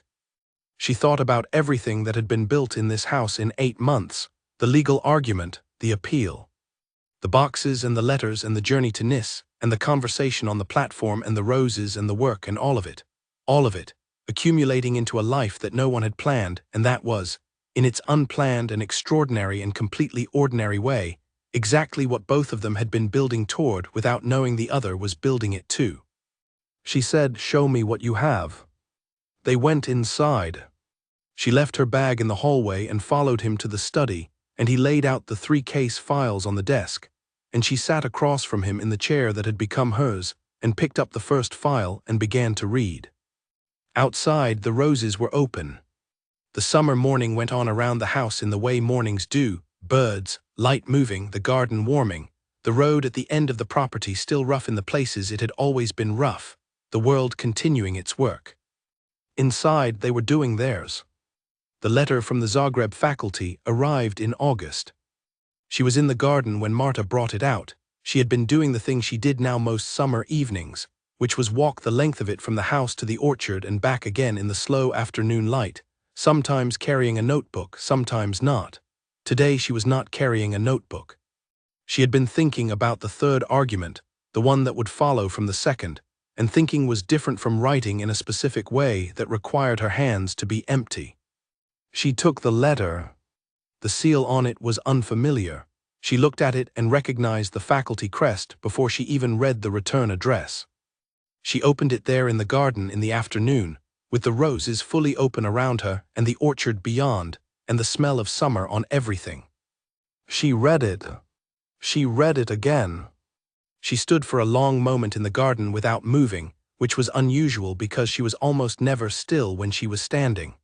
She was a person in motion when upright, always moving toward the next thing, the next room, the next argument. She was still now.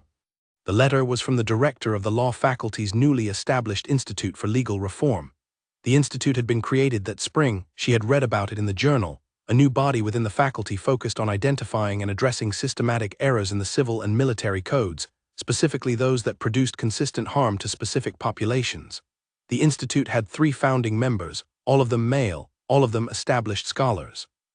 It had funding for 2 additional research positions. The director was asking if she would be willing to consider joining as a founding research contributor. Not an assistant, not a correspondent, not a consulting voice brought in on specific matters, a research contributor, her name beside theirs. Her work recognized as work of the same standing. She folded the letter back into its envelope. She walked to the house. Lazar was in the study. She knocked. He said, "Come in." She came in and stood in the center of the room and held out the letter. He took it, he read it, he put it down. He said nothing for a long moment. She said, "It requires me to spend time in Zagreb, regularly. Not all the time. The position is structured for a contributor who maintains their primary work elsewhere and participates in faculty activities on a scheduled basis. 3 months a year they estimate in aggregate." He said 3 months. Not consecutive. 2 weeks here, 2 weeks at home, perhaps, for the periods when the institute work is most intensive. The rest of the year here. She looked at him, "Here being this house, if that is, if you still." He said, "Yes." She looked at him. He said, "Of course, yes, this is your home." He said it as a fact, not a question, not a claim, simply a statement of what was true. "This has been your home for months. 3 months in Zagreb changes nothing about that." She sat down in the chair that was hers across the desk. She said, "I need to think about it." "Think about it," he said. "What part requires thinking?" She thought about the part that required thinking. It was not the professional part. The professional decision was clear. This was what she had been working toward, not this specific form of it. She could not have anticipated this specific form of it. But this kind of recognition, this kind of formal acknowledgement that the work was the work and should be called that, this was the thing she had wanted since she was young enough to understand that wanting it was not approved of. The part that required thinking was the other part. The part she did not have simple language for because the simple language had not been offered, and she had not offered it, and they had both navigated without it, in the way of 2 people who are precise about language, and therefore cautious about deploying it when they are not yet certain it is exact. She said, "If I accept this position, my work becomes more public, my name is more known, there will be attention, the kind that finds its way to everyone associated with a person." She looked at him. "Your name will be in that." He looked at her. She said, "After the appeal decision, after what it documented about the original proceeding, there are people who will not be pleased to see your name in the public record again, particularly attached to work that challenges the misuse of institutional authority." He said, "Myrla." She waited. He said, "I have been living outside the public record for 8 years. The appeal was the decision to step back into it. I made that decision." He picked up the letter and looked at it again. "What you are describing is not a risk I would avoid. It is a consequence I accept." She said, "I wanted to name it." "I know," he said. "Name whatever you need to name, and then write to them and accept." She looked at him for a moment. She said, "You are very certain." "About this specifically," he said. He set the letter down. He looked at her in the way he looked at her now, which was the way of a person who has long since stopped managing how much he shows, who has arrived at the place where managing it costs more than the alternative. "Yes, I am very certain." She held his gaze. She said, "All right." She wrote the letter of acceptance that evening. The summer turned toward autumn. The garden completed its season in the gradual and generous way of gardens that have been properly tended, the roses giving up their last blooms in September, the apple trees bending under fruit that they and Marta harvested together over 3 days in early October, the beds that Lazar continued to work and reclaim from their years of neglect showing, in the summer's growth, how much ground had been recovered. She watched all of this with the attention she gave to things she loved. She had not used that word yet, even in her own mind, but she used it now, in the privacy of her own thinking, on an October afternoon when the light was low and golden, and the garden was going into its autumn transition, and she was standing at the south window watching him move through it in his deliberate way. She loved this. She loved the house and the work and the study and the boxes that were mostly organized now into something coherent, and the desk that was better than any desk she had ever had, and the conversations that began in the middle and went wherever the argument needed to go, and Marta's practical management of the world around them, and Edmund's occasional letters, and the correspondence with Ida Bauer about the pending cases, and the new letters coming from Kovac about the Institute's first formal projects. She loved all of it. And she loved the man in the garden who had been stopping for 8 years and had decided to begin again, and who had recognized something in her that no one else in her life had thought to look for, and who had said yes, simply, unhesitatingly yes, when she asked for the court records and the desk and the use of the study, and eventually, at the center of all the other yeses, the one she had not explicitly asked for. He came inside. She was still at the window when he came through the back door. He looked up and saw her there. She said, "The last of the roses." He came and stood beside her. The last roses were small and slightly wind-battered, the way late roses are, still open, still genuinely themselves, but with the quality of something doing its best in conditions that are no longer ideal. She had come to think that late roses were in their own way the most interesting ones. They bloomed when they probably should not still be blooming. They held on past the obvious moment. They were not the showiest or the largest, but they were there. He said, "They will come back." "Yes," she said, "I know." She turned from the window. She went to her desk and opened the notebook where the third argument was beginning to take shape, the one she had been building toward since before she arrived here, the one that built on the first and the second and extended the frame, and she picked up her pen and began to write. He went to his study. The house held them both in its comfortable and particular way, the way it had learned to hold them, each one with their work and their desk and their notebooks and their half of the shared project that had no formal name, but was, in the fullest sense, a life they had made together from materials that had been given to both of them as punishments, and that they had used instead as foundations.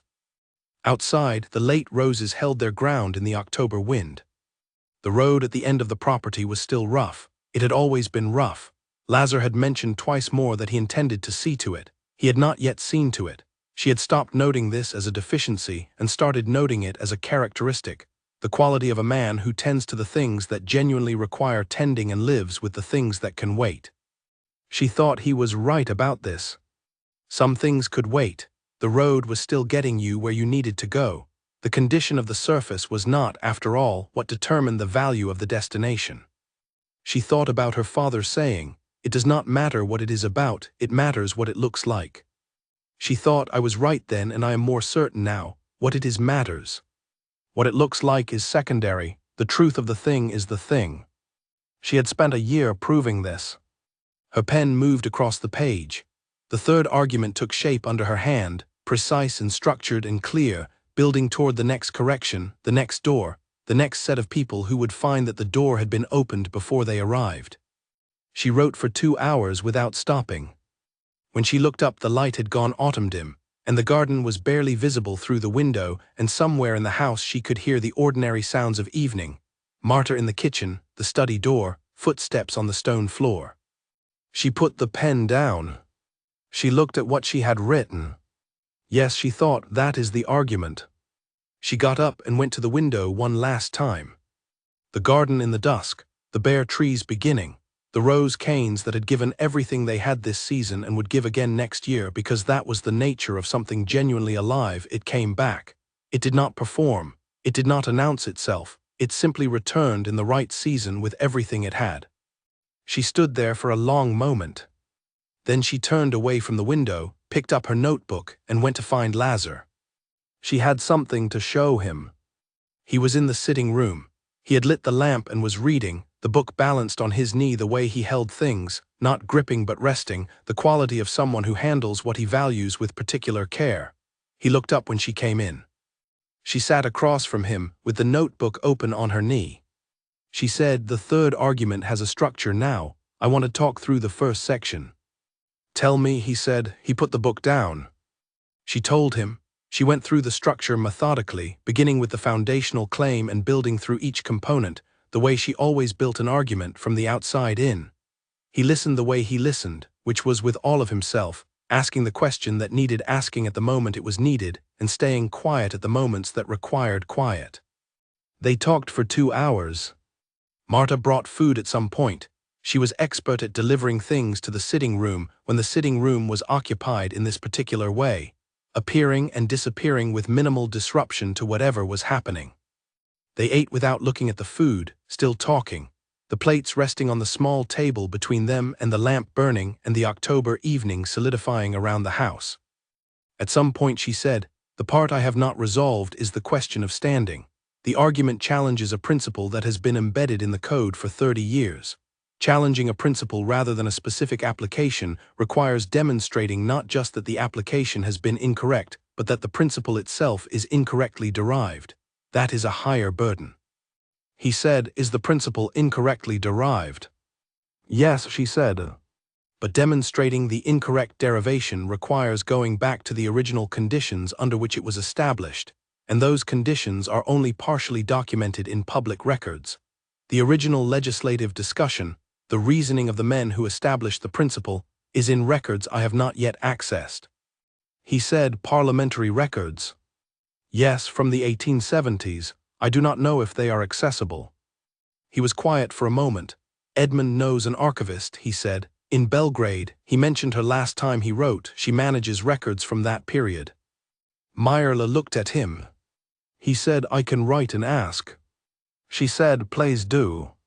He made a note. She looked at the note, his handwriting precise and familiar now, the same writing that had been on the original letter that had arrived in her mother's house as a sentence and a verdict, the letter that had been the beginning of everything. She had not thought about that original letter for months. She thought about it now briefly, with the particular sensation of looking at something from far enough away to see its actual shape. The letter had been designed to diminish her. Instead, it had delivered her here. She thought about the specific and irreducible strangeness of that, the way the worst things sometimes turn at unexpected angles and become not good exactly, not redeemed. The original intention was still what it was, but productive, useful, the material of something. She said, "Lazar." He looked up from the note. She said, "I have been thinking about something for some weeks and I want to say it plainly, because it is true, and I would rather say true things than manage the distance between them." He set down the pen. She said, "I came here in October as a punishment. You know this. You were also in your way a punishment, a problem that my family thought could be solved by pairing it with another problem. I understood that. You understood it." He said, "Yes." She said, "What I did not understand when I arrived was that it was possible to take a situation that was meant to be limiting and use it entirely differently. Not to escape the situation, to actually use it. The house, the study, the boxes, you," she looked at him, "you specifically. The conversation and the work and the way you thought about things. I did not know that was available." He said nothing. He was watching her face. She said, "I want you to know that I am grateful for it. Not in the sense of owing something, I know you do not think about it that way. Grateful in the sense of aware, of what this year has been, of what it has produced, of the specific luck of two people who might easily never have known the other existed, finding themselves in the same house at the end of a rough road, and discovering that the thing they had each been building alone was the same thing." She stopped. He looked at her for a long moment. He said, "I also want to say something plainly." She waited. He said, "When you arrived, I had been stopped for 8 years. Not in every way. I had the garden and the books and the appeal, all of which I worked at, but in the essential sense, in the sense of a life that is going somewhere, I had been stopped." He looked at his hands. "I had accepted without precisely deciding to, that this was permanent, that the situation had created a kind of ceiling that I would not get above." She looked at him. He said, "You did not share that assessment. You came here with 2 trunks and a notebook and you began immediately to work, and you were not interested in the ceiling, and you treated the work as though it mattered and treated me as though I was a person whose judgment was worth having, which was something I had not been treated as for a long time." He paused. "That changed things. It changed me. Not because you intended it to. I know you were not managing me.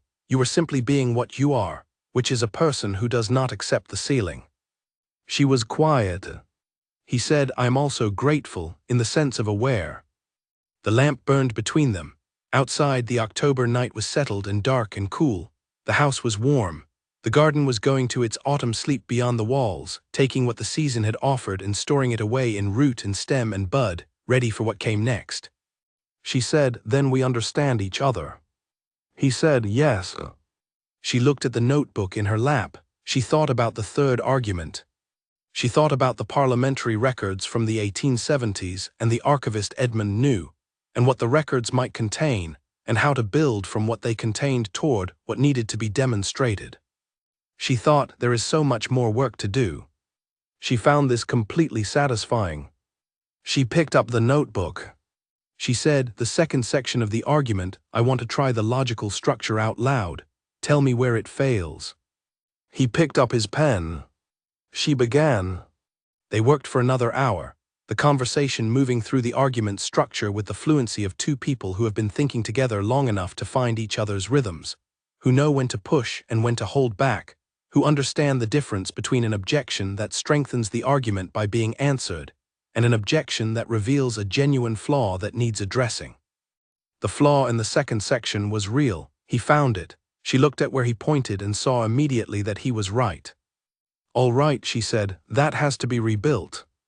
Not rebuilt, he said, rerouted. The logic is sound up to that point. You need to approach the conclusion from a different direction, not reconstruct the path to it.